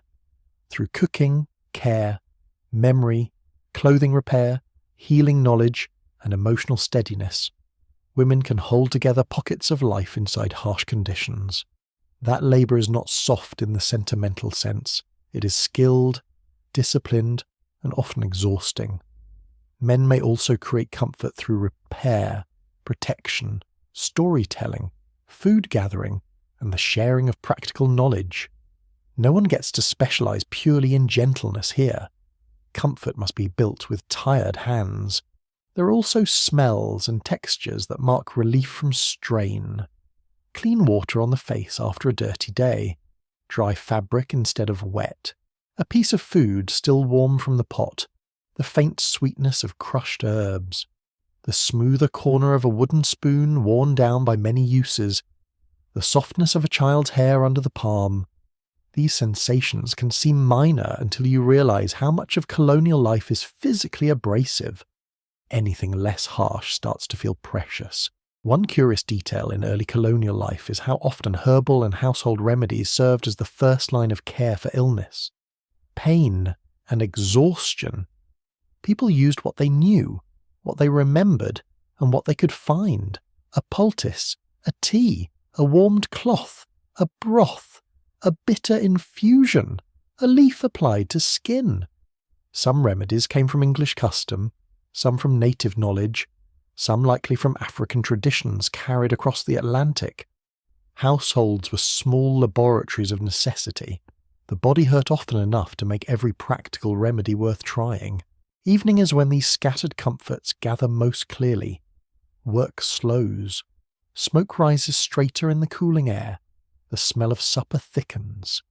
Low voices move through the room. Someone mends clothing by fading light. Someone rubs sore wrists. Someone stares into the fire and lets thought drift farther than the walls allow. Night does not remove danger, but it can loosen the day's grip. In darkness, a person may remember more fully who they are beyond labour. They may speak differently. They may pray differently. They may simply breathe without command for a little while. That breathing space matters because the colony is always trying to reduce black life to usefulness. Comfort interrupts that reduction. Food shared by choice rather than ration. Faith held inwardly rather than imposed. Warmth sought for relief rather than productivity. A tune hummed for memory rather than performance. These things insist that a person is more than labour. They do not overturn the system. They do something quieter and, in some ways, more stubborn. They preserve selfhood inside it. So in 1620, when you ask what sustained black Americans beyond raw endurance, the answer is not only strength, it is also tenderness in small forms, a better mouthful, a remembered prayer, a hand passing food without words, a rhythm under the breath, a fire at evening. The colony offers little freely, but people still gather comfort from scraps and turn them into something almost like shelter. In a world of smoke, cold, hunger, and command, that shelter is never large. It is simply enough, at times, to keep the spirit from going dark. You come to understand that family in 1620 is both precious and fragile, like a candle carried through wind. For black people in early English America, kinship is not a decorative part of life. It is one of the few things that can make life feel human in a place determined to sort human beings into labour and property. Yet the colony does not respect that need. It interrupts it, bargains with it, ignores it, and sometimes destroys it with terrible calm. So men and women, mothers and fathers, children and companions, try to build bonds in conditions that make every bond uncertain. The morning begins with ordinary closeness. A child leans against a shoulder for warmth. A woman ties cloth around her hair with practiced fingers. A man reaches for a tool while half awake, still carrying the heaviness of yesterday in his joints. The room smells of smoke, damp straw, and boiled grain. Wool scratches. Ash settles lightly on the hearthstones. Outside, the air bites cool against the face, and the sky above the trees has only just begun to pale. The colony looks almost gentle in this hour, which is one of its least reliable qualities. For black women, daily life often carries several burdens at once. They may labour in fields, yards, kitchens, or all three according to the household's needs. Their work can be physically demanding, repetitive, and closely watched. But labour is only part of the strain. Women also face the constant vulnerability that comes from living near people who believe power includes access to the body. A black woman may be valued as a worker, judged as a servant, and threatened as a woman. All in the same day. The colony does not separate these categories neatly, it stacks them, and still, women are often central to whatever stability can be made. They keep track of who is hungry, who is ill, who has outgrown a garment, who needs warning, who needs comfort, who is trying not to cry in front of others. They prepare food, repair cloth, soothe children, observe moods, carry memory, and hold together the emotional corners of life that no ledger can measure. It is not glamorous work. It is often invisible. It is also essential. A household may run on labour, but it survives emotionally because someone notices what the labour is doing to people. Men face a different pattern of expectation, though not a lighter one. A black man in 1620 may be pressed hard through visible labour, judged by strength, endurance, and obedience.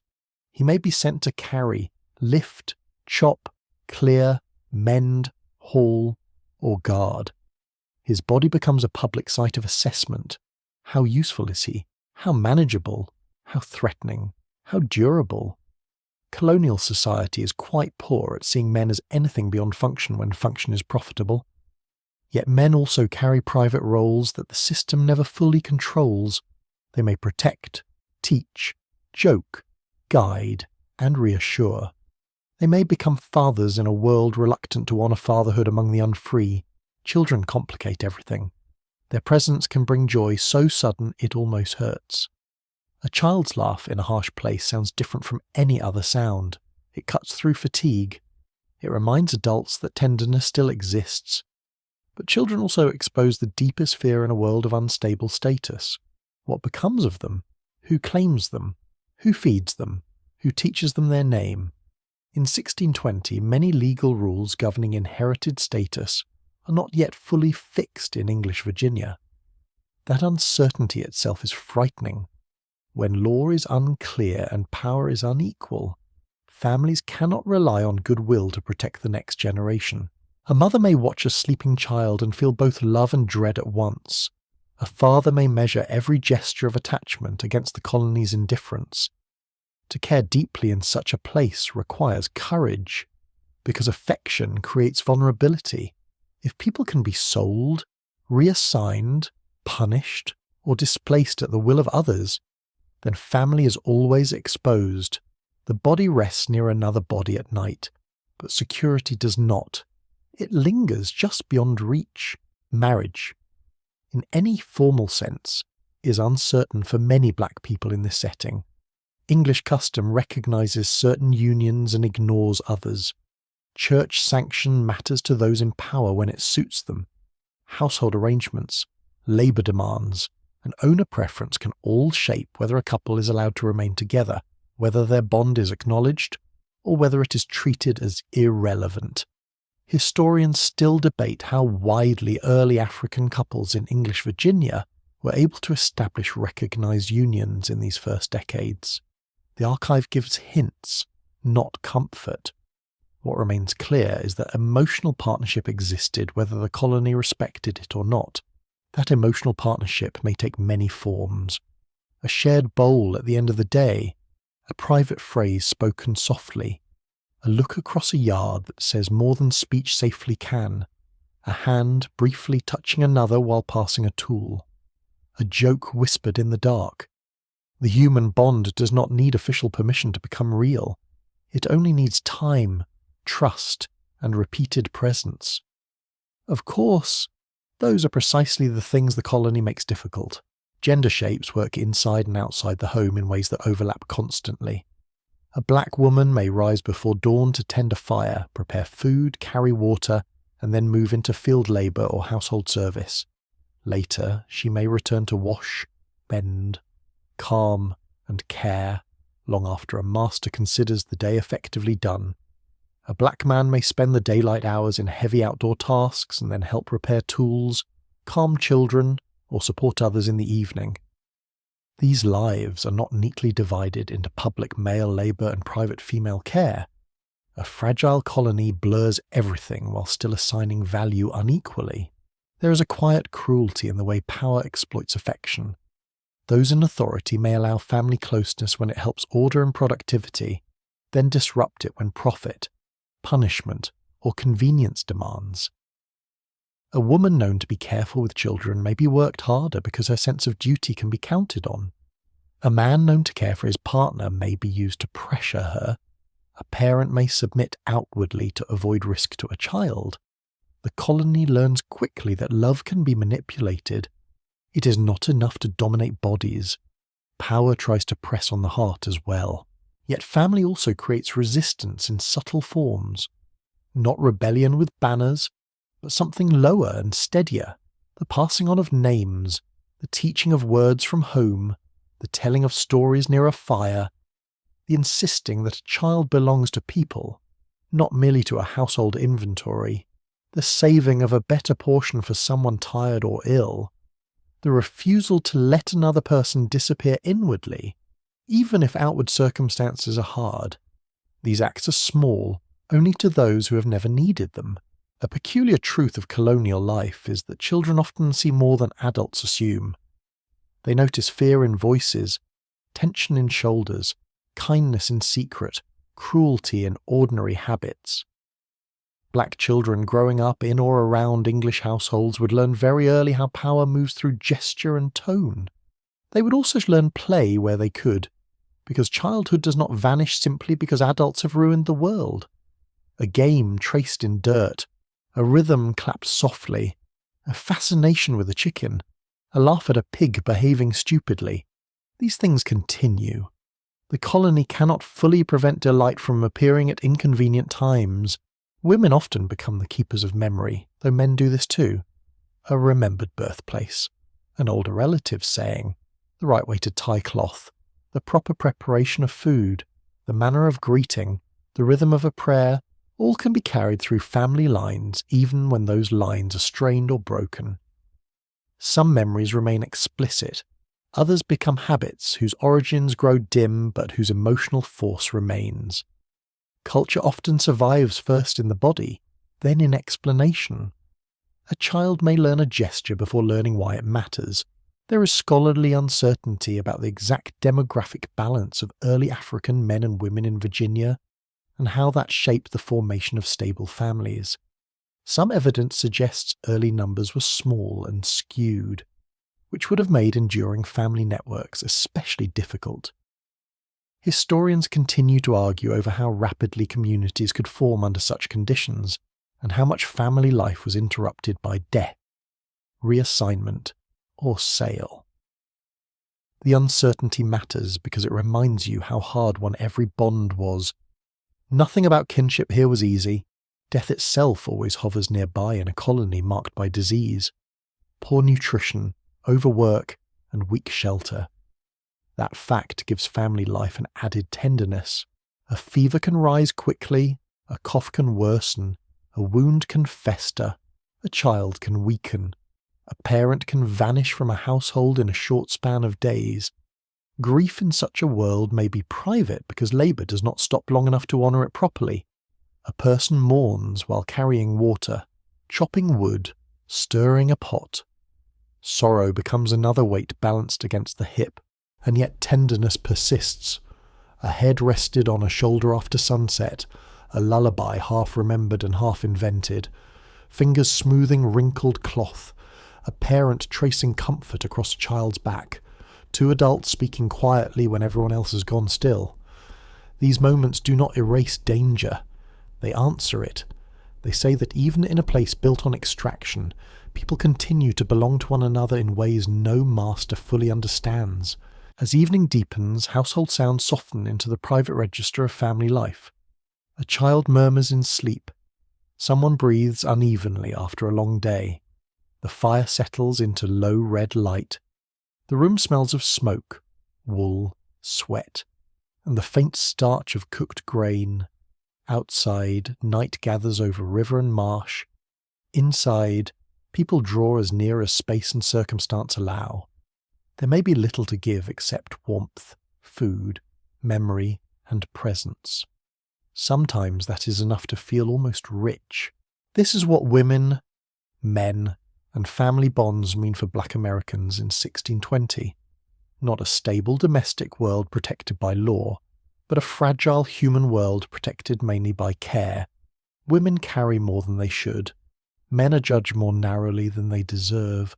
Children bring hope mixed with fear. Love exists under supervision. Kinship forms under threat. And still, people make room for one another inside a colony that offers them very little room at all. That act of making room, again and again, is one of the quiet miracles of survival. You begin to sense that the colony is only one small knot in a much larger web, and that the web itself is restless. Ships come and go with news, cargo, rumours, and disease. Men argue over flags, patents, monopolies, and prizes as if the whole Atlantic were a card table set for their convenience. For black people in 1620, life in English America is shaped not only by the household, the field, or the settlement, but by this enormous ocean system of trade, theft, and imperial rivalry. The river in Virginia may look calm at sunset, but the world feeding into it is anything but calm. The first clues arrive through sound.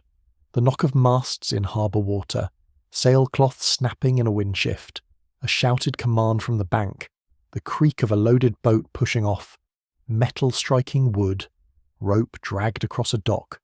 There is always some noise of movement where ships matter, and ships matter deeply here. They bring food when local supplies fail, they carry tobacco outward, they deliver tools, cloth, letters, and people. They also carry stories from far beyond the colony, stories of raids, captures, prices, storms, treaties, and missed opportunities for profit. In a settlement hungry for labour and goods, the sea is not scenery. It is a master with many moods. The air near the water feels different from inland paths.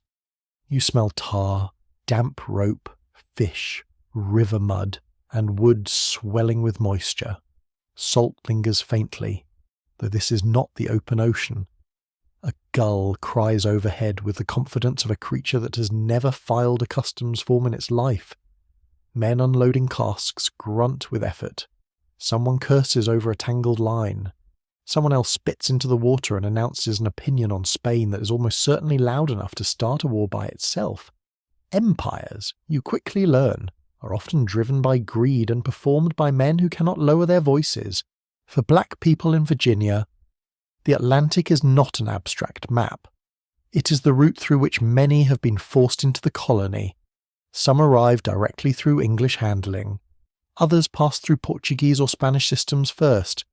Some may have lived for a time in Caribbean or Atlantic ports where languages mixed and the rules of empire changed from shoreline to shoreline. That means the black presence in English America is already international in a way the English do not fully understand. A person standing in a muddy Virginia yard may carry memories from West Central Africa, perhaps words from Portuguese, perhaps knowledge of Catholic ritual, perhaps memories of Spanish ships, all gathered into one life. The colony likes simple categories. The Atlantic keeps refusing to provide them. Trade in this era is inseparable from violence. Goods move because power moves them. Tobacco leaves Virginia because someone cultivated, cut, cured, packed, and transported it. Captive Africans reach English colonies because merchants, officials, ship captains, private investors, and raiders all find ways to profit from human displacement. The trade routes crossing the ocean look tidy on maps drawn later. In practice, they are full of interruption. Weather breaks schedules, sailors desert, ships rot, cargo spoils, privateers attack, competitors cheat. Every voyage is a gamble, and black lives are too often placed at the centre of that gamble as commodities. One of the most unsettling features of the period is privateering, which gives theft a patriotic accent. Governments issue permissions, or something close enough, allowing privately owned ships to prey on the commerce of rival empires. A man who steals under one flag may be called a criminal. Under another, with the right paperwork, he becomes useful. The line between merchant, raider, and pirate is sometimes as thin as damp paper. The Africans brought into Virginia in 1619 were caught within exactly this kind of imperial contest, having been seized from a Portuguese vessel moving through the slave trade. Their arrival in English America was made possible by a chain of maritime opportunism. Someone else's war, someone else's prize, someone else's profit. The human cost lands ashore and is told to work. Spanish America looms large in English imagination during these years. The Spanish Empire is older, richer, and more deeply entrenched across much of the Americas. English colonists resent it, envy it, fear it, and imitate it whenever convenient. Spanish shipping routes, especially those tied to treasure, labour, and imperial supply, attract constant attention. That attention is not merely military, it is economic.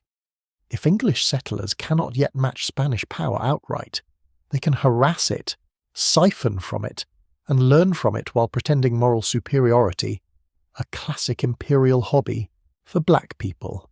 These rivalries matter because Spanish and Portuguese territories have long been central to the Atlantic slave trade by 1620. The English are relative newcomers to large-scale colonial success, but they are eager students in the school of extraction. Virginia may still seem small compared with Spanish centres, yet it belongs to a wider process already underway. Labour is being organised across oceans. Race is being connected to commerce. Human beings are being classified in terms that can travel from port to plantation. The settlement on the river is provincial. The system behind it is expansive. Merchants become important figures in this story, even when they remain physically distant. A merchant in London may never feel Virginia mud on his boots, yet his calculations affect who receives goods, credit, and support. Investors want returns. Planters want tools and labour. Ship captains want cargoes that justify risk, insurance, credit, freight, customs. All the dry language of commerce rests on the wet reality of the Atlantic. For black people at the bottom of this structure, these distant financial arrangements can determine whether more captives arrive, whether tobacco demands increase, whether food shortages deepen, whether a planter gains enough confidence to expand his labour force. A decision made at a counting table can echo in a field across the ocean. The colony's dependence on imported goods also creates a permanent nervousness. Cloth wears out.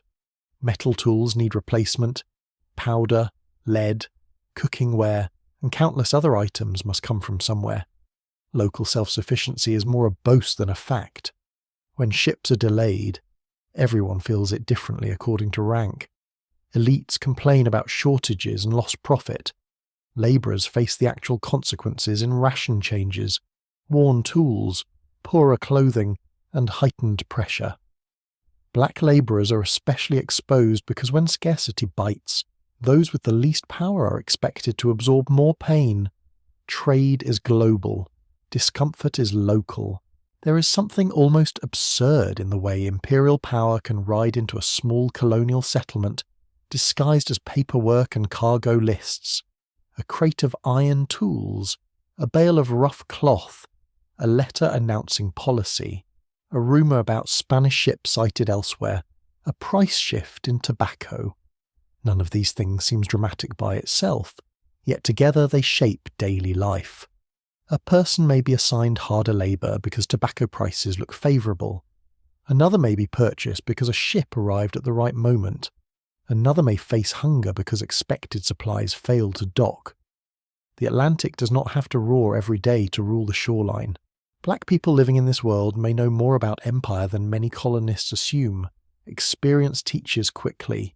Someone who has survived capture, forced transport, resale, and resettlement has already met empire in its practical form, not as a map or a speech, but as chains of command and trade.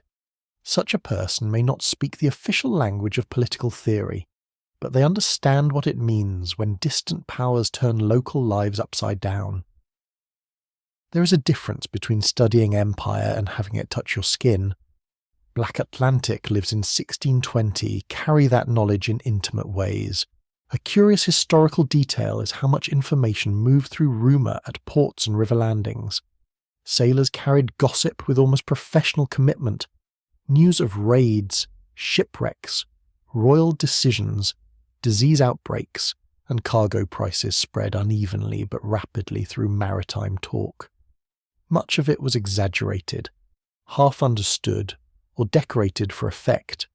Still, rumour mattered. Colonies lived on it. People change behaviour because of stories from the water. A labourer overhearing dockside talk might learn more about the wider world in 10 minutes than a planter admits in 10 days. Historians continue to debate the exact routes and intermediate stops of some early African arrivals in English North America, because records are incomplete and the Atlantic system itself was messy. Scholars also differ on how many of the first Africans in Virginia had already spent time in Spanish America, or aboard multiple vessels before reaching English hands. That uncertainty reflects the nature of the trade itself. People were moved through overlapping empires by force, sale, theft, and chance. The sea journey was rarely a single direct line. It was more often a chain of disruptions. Imperial rivalry also affects colonial psychology. The English want labour not only for survival but for competition. A productive colony is a weapon as much as a settlement. Tobacco exports strengthen investors and encourage expansion. Expansion demands labour. Labour shortages make African captives more attractive to those seeking dependable coercion. This is how geopolitics descends into the body. A rivalry between crowns and companies becomes a heavier load on someone's shoulder in a field beside the James River, and yet the Atlantic world is not made only of official actors. There are sailors who bend rules, intermediaries who translate, servants who run messages, women who trade small goods, indigenous traders navigating their own interests, and black people whose knowledge of roots, languages, or customs may quietly matter more than the archive shows.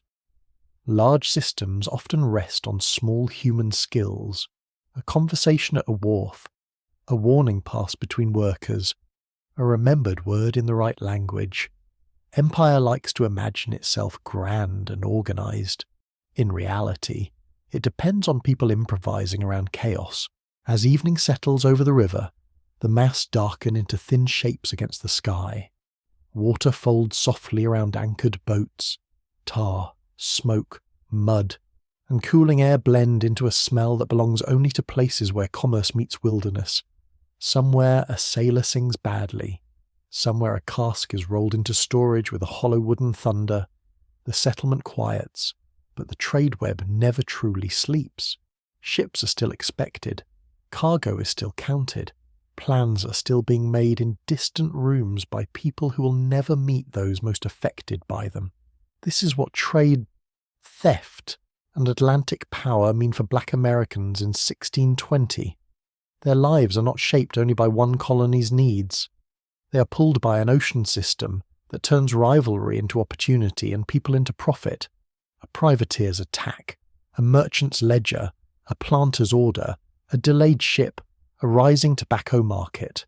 All of it can press upon a single human life. The colony may seem isolated when fog settles over the river. In truth, it is tied by rope, rumour, and greed to a vast Atlantic machine already learning how to feed on black labour.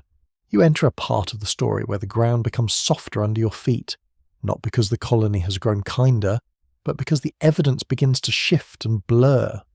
Historians love a document. They cherish a date, a list, a signature, a stray phrase in an account book.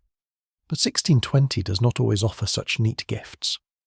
For black life in early English America, the record is thin in some places, contradictory in others, and silent where you most wish it would speak. So when you ask what scholars still debate, you're really asking how history is built from fragments, guesses, arguments, and the stubborn refusal to let missing evidence become an excuse for indifference. The morning feels pale and uncertain, which suits the subject. Mist hangs over the river like breath on glass. The air smells of wet reeds, smoke, and earth newly pressed by boots. Somewhere a door latch knocks gently in the breeze. Somewhere a crow announces itself with insulting confidence. In this soft light, the colony seems made of outlines more than certainties. That is how the archive feels too. You can see shapes. You can infer weight. But the finer details sometimes disappear just when you reach for them. One of the oldest debates concerns the first Africans recorded in English Virginia. A colonist wrote that 20 and odd Africans arrived in 1619, and that phrase has echoed through centuries of retelling. Yet even here, scholars pause. Was the number exactly 20, slightly more? How many remained in Virginia? How many were exchanged elsewhere? The wording is casual and imprecise, which tells you much about colonial attitudes and very little about numerical certainty. Historians do not argue because they enjoy being difficult, though some do seem to find it refreshing. They argue because the source itself is vague. Names raise another problem. Some early Africans appear in records only under names altered by English habits of spelling or hearing. Others do not appear clearly at all. A name may be shortened, mistranscribed, or attached to little else. That leaves scholars trying to connect scattered mentions across different documents without forcing a false certainty. Was one record referring to the same person as another? Did two similar names belong to two different people? When sources are sparse, a tiny mistake can change an entire interpretation. The archive demands humility, even from people who would prefer a dramatic conclusion by lunchtime. Status is perhaps the largest debate of all. Were the first Africans in Virginia treated as indentured servants in a system still fluid enough to allow eventual freedom in some cases, or were they effectively enslaved from the beginning, despite the lack of later legal vocabulary? The answer may vary from person to person. Some historians emphasize evidence that a few Africans in early Virginia later became free, acquired land, or navigated legal structures in ways that suggest the system had not yet hardened fully into racial slavery.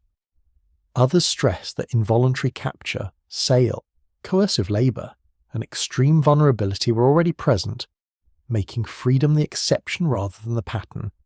Both sides are grappling with a truth that resists tidy labels. The colony was improvising, but its improvisation already favoured exploitation. You can feel why this debate matters. Language shapes moral clarity. If you call early Africans servants, you risk softening the violence of their arrival and condition. If you call them enslaved in the fully developed later sense, you may flatten the unstable legal reality of the 1620 moment. Scholars are not merely choosing words, they're trying to match terminology to lived experience without letting terminology itself hide the pain. That is harder than it sounds, especially when the people who created the records were often careless, self-serving, or blind to the humanity of those they described. Another scholarly question concerns origin. Where exactly did the first Africans in English Virginia come from? West Central Africa is often central to the discussion, especially Angola and regions touched by Portuguese slaving networks. But routes through the Atlantic were rarely simple. Some captives may have passed through Spanish America before reaching English hands. Some may have spoken more than one language, carried Christian experience from Iberian contact zones, or lived through multiple transfers. Historians debate these pathways because they matter for understanding identity. A person's background affects language, religion, agricultural knowledge, social memory, and the kinds of adaptation they could attempt in Virginia.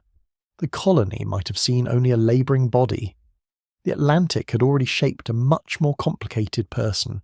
There is also uncertainty over how many black people were actually present in Virginia in 1620, and how widely they were dispersed across households. Early census-like records are incomplete, inconsistent, and not always easy to interpret.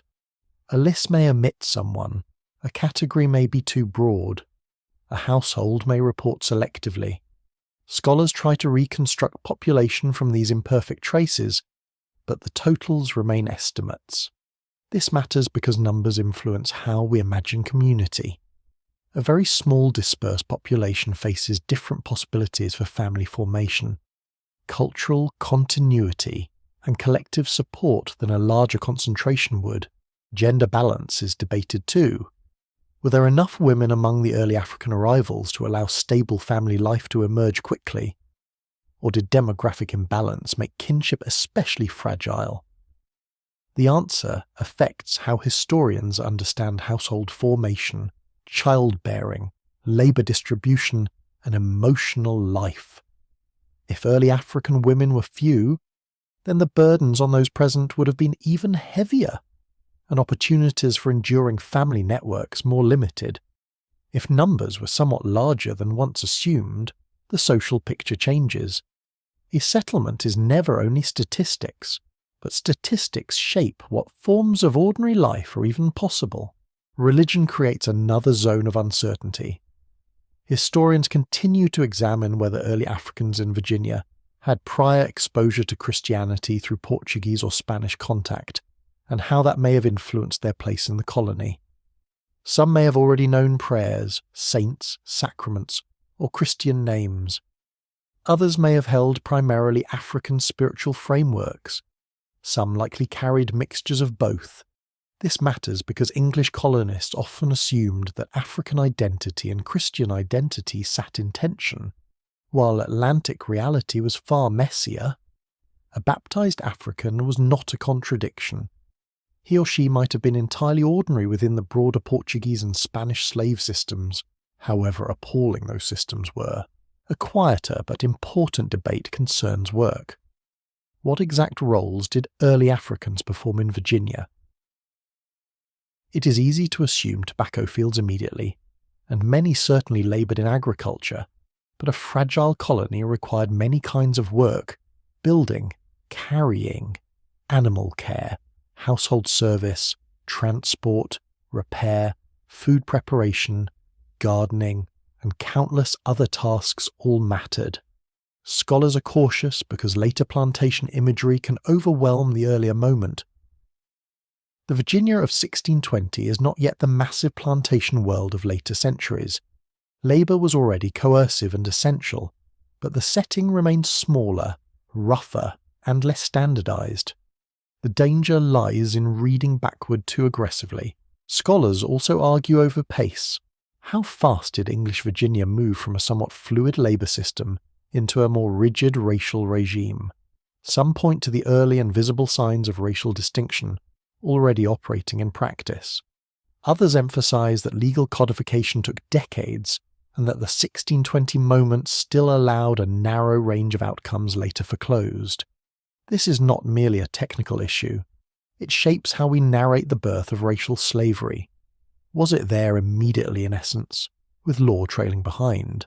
Or did the colony move through a transitional phase in which class, religion, and local custom competed more openly with race? The answer may be both more complicated and more uncomfortable than anyone wants. Then there is the debate about comparison. How much should early black life in English Virginia be understood through comparison with English indentured servitude? And how much should that comparison be resisted? On one hand, both groups could face harsh labour, punishment, hunger, and dependence. On the other, black Africans entered the colony through trafficking, carried fewer legal protections, and increasingly became marked for inherited and racialized subordination. Historians still disagree over how much overlap should be stressed. The comparison can illuminate certain features of labour hierarchy, but it can also mislead if it blurs the distinctive violence directed at black people. A curious detail in this field is how much can turn on one surviving court case or land record. A single appearance of an African man owning land later in the century can be used to argue for earlier fluidity. A punishment record can be used to show emerging racial severity. A baptism entry can be read as evidence of Christian incorporation or as proof that conversion did little to alter power. Each fragment carries weight because the archive is so uneven. Historians sometimes sound as if they are building cathedrals out of splinters. In a way, they are. Uncertainty also surrounds relationships among Africans, English settlers, and native peoples. How often did early black individuals interact directly with indigenous communities? Were there shared spaces of labour, exchange, or escape? Did knowledge pass across these groups more than the English record admits? The evidence is patchy, and scholars proceed carefully. Yet the geography of Virginia makes total separation unlikely. The colony sat within native worlds, not outside them. Black life in early America unfolded within that wider landscape, even when English documents tried to simplify it. Some debates are shaped by what is emotionally at stake in public memory. Many people want a clear origin story. They want a single year, a single ship, a single legal turning point, a single moral label that tidies the narrative. History is rarely that obedient. The year 1619 is important, certainly. So is 1620. But the making of black life in English America was not one event. It was a process unfolding through overlapping empires, inconsistent rules, local improvisation, and human endurance. Historians push over dates and definitions, partly because public memory loves simplicity too much. The atmosphere of the archive itself feels almost physical when you think about it long enough. You can imagine brittle paper under careful fingers, ink faded to brown, margins torn, handwriting cramped and self-important. The room smells of dust, old leather and preservation. Silence hums around the document until a single word changes the argument. Did the clerk mean servant, Negro, Christian, woman, child, bought, assigned, free? Every term matters. Every omission matters too. Archives do not merely preserve history. They preserve the priorities of the people who created them, which is why so much black life must be recovered sideways. As evening comes, uncertainty remains where certainty would feel more comfortable. Firelight shifts across a wall. The smell of smoke returns, gentle and persistent. Outside, the river darkens and the frogs begin their low, repetitive music. It is a fitting end to this kind of thinking. Not a trumpet note of final answers, but a murmur of possibilities held carefully. Scholars continue arguing because the evidence requires argument.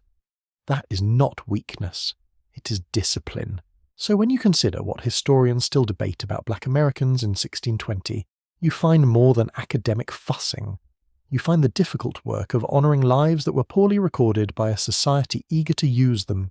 Numbers, names, origins, status, family, labour, religion, and legal condition all remain partly open to interpretation. But the uncertainty does not erase the larger truth. Black people were there. They were central to the colony's making.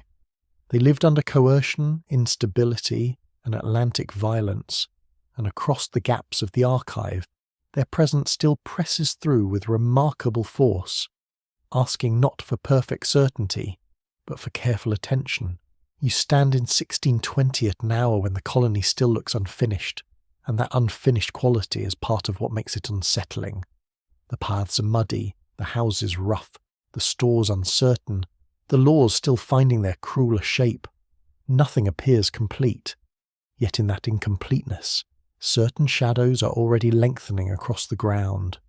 For black people in English America, the future is not fully written, but enough has been sketched to make the outline deeply troubling. You can feel the colony leaning toward a harsher order, even while pretending it is simply trying to survive. The day opens under a sky the colour of old tin. Moisture clings to the grass. The air smells of river water, wet bark, and smoke from fires coaxed awake before dawn. A door scrapes open. Someone drags kindling across packed earth. Farther off, an axe begins its patient rhythm. These sounds are ordinary now. The colony has trained itself to sound busy even when it is anxious. Beneath the routine, though, there is a deeper current moving through everything. The English are learning what kind of labour system best serves their ambitions, and black life is being pulled toward the centre of that lesson. You see the change first, not in one dramatic proclamation, but in repeated habits of thought. Planters speak more confidently about labour that can be controlled for longer periods. Officials worry about disorder, mobility, and dependence. Households treat black labourers as increasingly fixed to service. Less as temporary persons caught in a contract and more as available bodies attached to property. This shift is not yet complete in 1620. It does not arrive wearing a polished legal costume, but it is becoming imaginable to the people with power, and what powerful people can imagine, they usually attempt. Tobacco lies behind much of this hardening. The crop has moved beyond experiment and into appetite. It promises wealth, status, and expansion. It also exhausts land and demands relentless labour. A planter looking over rows of tobacco does not simply see leaves. He sees future purchases, improved standing, larger acreage, perhaps influence in local affairs. To sustain those dreams, he needs workers who are dependable in the ugliest possible sense. Dependable means present. Dependable means controllable. Dependable means not nearing the end of a service term and not easily able to claim an independent life. Under that logic, blackness becomes more than appearance. It becomes a category into which the colony can press permanence. You feel the pressure in everyday treatment. An English servant may still be cursed, beaten, or driven hard, but the master often imagines an endpoint to that service, however grudgingly. A black labourer is increasingly met with a different assumption. Not simply that they work now, but that they belong within labour as a condition. Once that assumption settles into enough minds, law begins to trail after it. Social instinct leads, statute follows, and suffering fills the gap between them.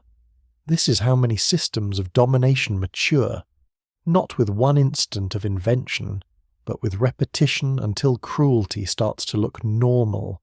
The colony's leaders are not all strategic geniuses. Many are short-sighted, quarrelsome, and painfully eager to make today's problem tomorrow's disaster. Even so, they grasp one thing clearly. Labour shortages threaten profit. English indentured servants die, complete terms, run away, complain, and sometimes imagine themselves entitled to ordinary human futures. From the planter's view, this is terribly inconvenient. African captives and their descendants offer a more exploitable solution if the colony can fix their status more tightly. That thought may not yet be fully codified in 1620, but it is circulating in practice and preference. The trap is being designed even while its doors remain partly open. Black women stand at a particularly dangerous crossing point in this emerging order. Their labour is valuable in household and field. Their reproductive capacity is noticed, calculated, and increasingly drawn into the colony's future thinking.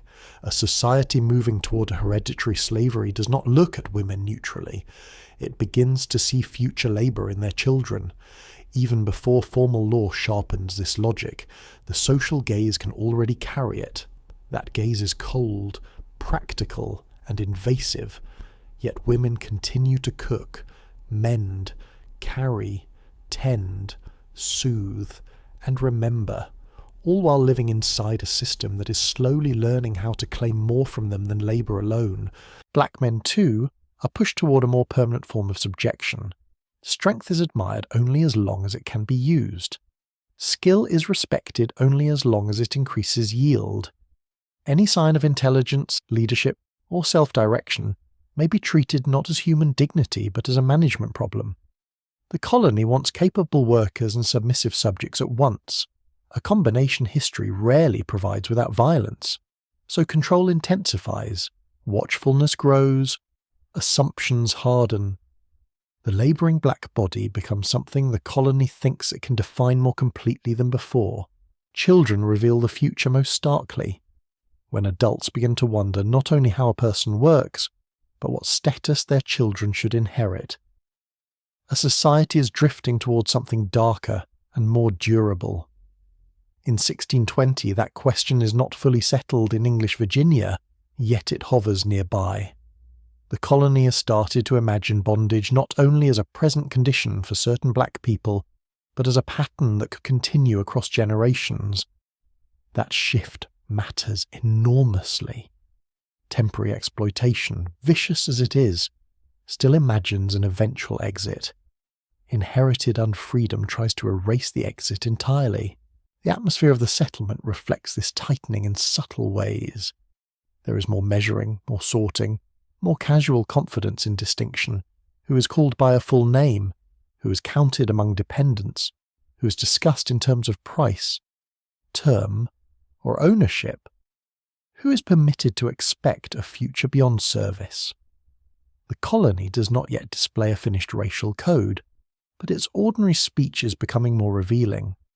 Language often rehearses tomorrow's law. A phrase repeated often enough begins to build the world it describes. There is also the larger Atlantic context pressing in. English colonial ambitions are expanding. Rival empires have already shown how profitable coerced black labour can be. Merchants, investors, and planters need only enough moral flexibility, which fortunately for them, seems available in bulk. The English can observe Iberian systems, condemn them theatrically, then borrow their most useful habits. Imperial competition does not restrain exploitation, it sharpens it.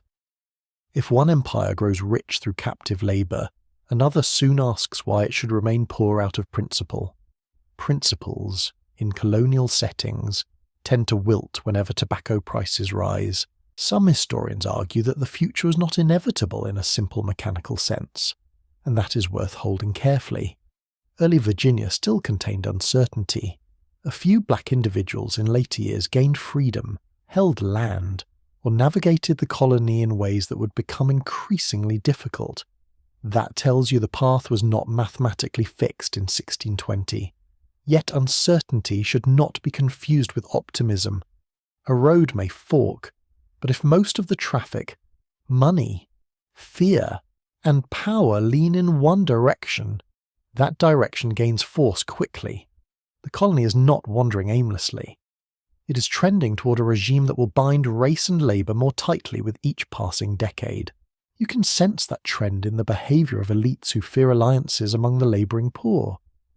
English servants and black labourers share spaces of work, punishment, hunger, and observation. To rulers, that overlap can look dangerous. If too many exploited people recognise common ground, hierarchy becomes harder to manage. One way to prevent that recognition is to widen the line between them. Race becomes politically useful here, not only economically. by granting even poor English people a sense of superiority over black people. The colony stabilizes elite rule. It is a clever and poisonous strategy, one that will prove tragically durable. Religion does little to stop this deepening order.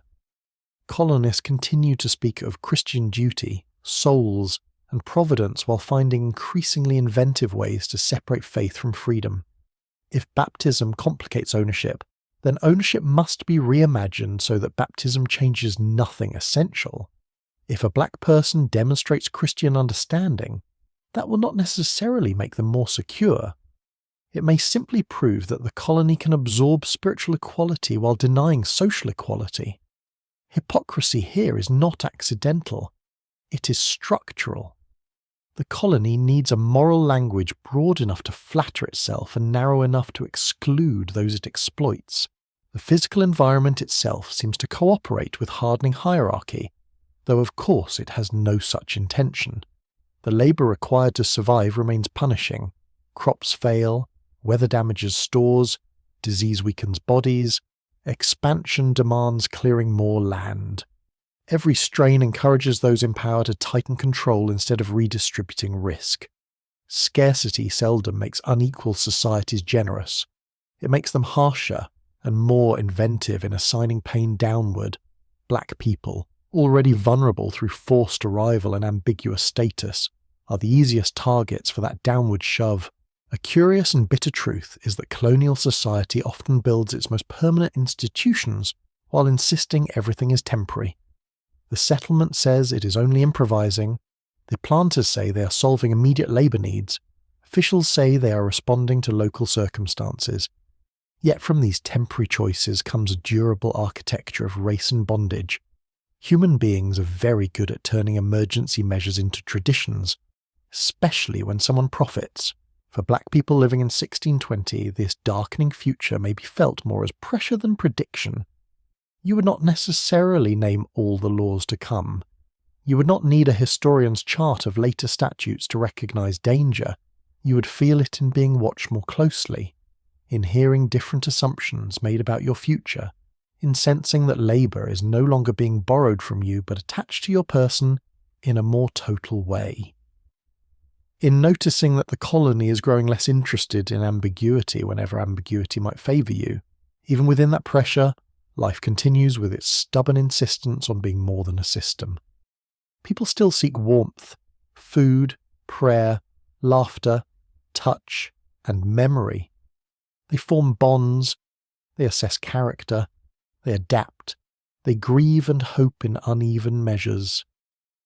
The future darkens slowly. Yes, but it darkens over living people, not over abstractions. That distinction matters. History can become too neat when we describe systems without the breath and fatigue of those inside them. A black woman tending a fire in Virginia in 1620 is not merely standing at the dawn of racial slavery. She's cold. She's tired. She may be worried about a child. She may be hungry. She may also be remembering a song. The large pattern enters life through small sensations. As dusk falls, the colony looks almost reflective. Smoke rises into a dimming sky. Water near the riverbank catches the last pale light. The smell of earth cools. Frogs begin their low chorus in the marsh. A dog barks once, then gives up on whatever principle it was defending. Lamps and hearths glow in scattered houses, each little pool of light holding its own private mix of fatigue, fear, calculation, and ordinary care. From a distance, the settlement seems fragile. In truth, fragility and violence are growing together here. This is what it means to say that the future darkens slowly for black Americans in 1620. The full legal edifice of hereditary racial slavery is not yet complete, but many of its instincts are already alive. Economic desire, social hierarchy, imperial rivalry, racial distinction, and political fear are drawing together into a more coherent cruelty. The process is gradual enough to seem deniable to those creating it, and immediate enough to be felt by those enduring it. A world is hardening around black life, one decision, one assumption, one field, one household at a time. Now the night settles more fully, and the sounds of labour fade into softer human noises. A bowl set down gently, a murmur near the hearth, the rustle of cloth as someone lies back at last. The air is cooler now, carrying smoke, damp wood, and the faint mineral smell of the river. You let the colony drift a little farther from you, not because its history grows less important, but because your breathing can grow slower as you hold it. Picture the lights dimming in those rough houses, one by one, until only a few glows remain. Picture the dark water moving patiently beside the shore. Picture mist gathering over reeds and low ground. The anxieties of the day do not vanish, yet the night spreads a softer cover over them. Hands that worked all day finally unclench.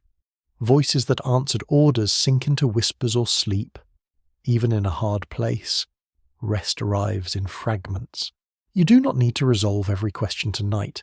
You only need to feel the human presence within the history, the cold mornings, the smoke stinging tired eyes, the rough cloth against the skin, the small kindness of shared food, the weight of uncertainty, the quiet courage of people who kept living inside a world that was narrowing around them. Let those details settle gently, like ash falling from a fire that is almost out. The river keeps moving, the wind eases through the trees. Somewhere in the darkness, someone turns toward warmth, toward memory, toward one more hour of sleep. History remains, but it no longer needs to press so hard against your thoughts. You can let it rest beside you now, calm and distant, like water heard from a safe room. So breathe a little deeper. Let the colony fade into the night mist. Let the voices soften. Let the shoreline blur. And as the last glow sinks low and the river carries its dark silver hush into morning, you can drift with it, quiet, gently, into sleep.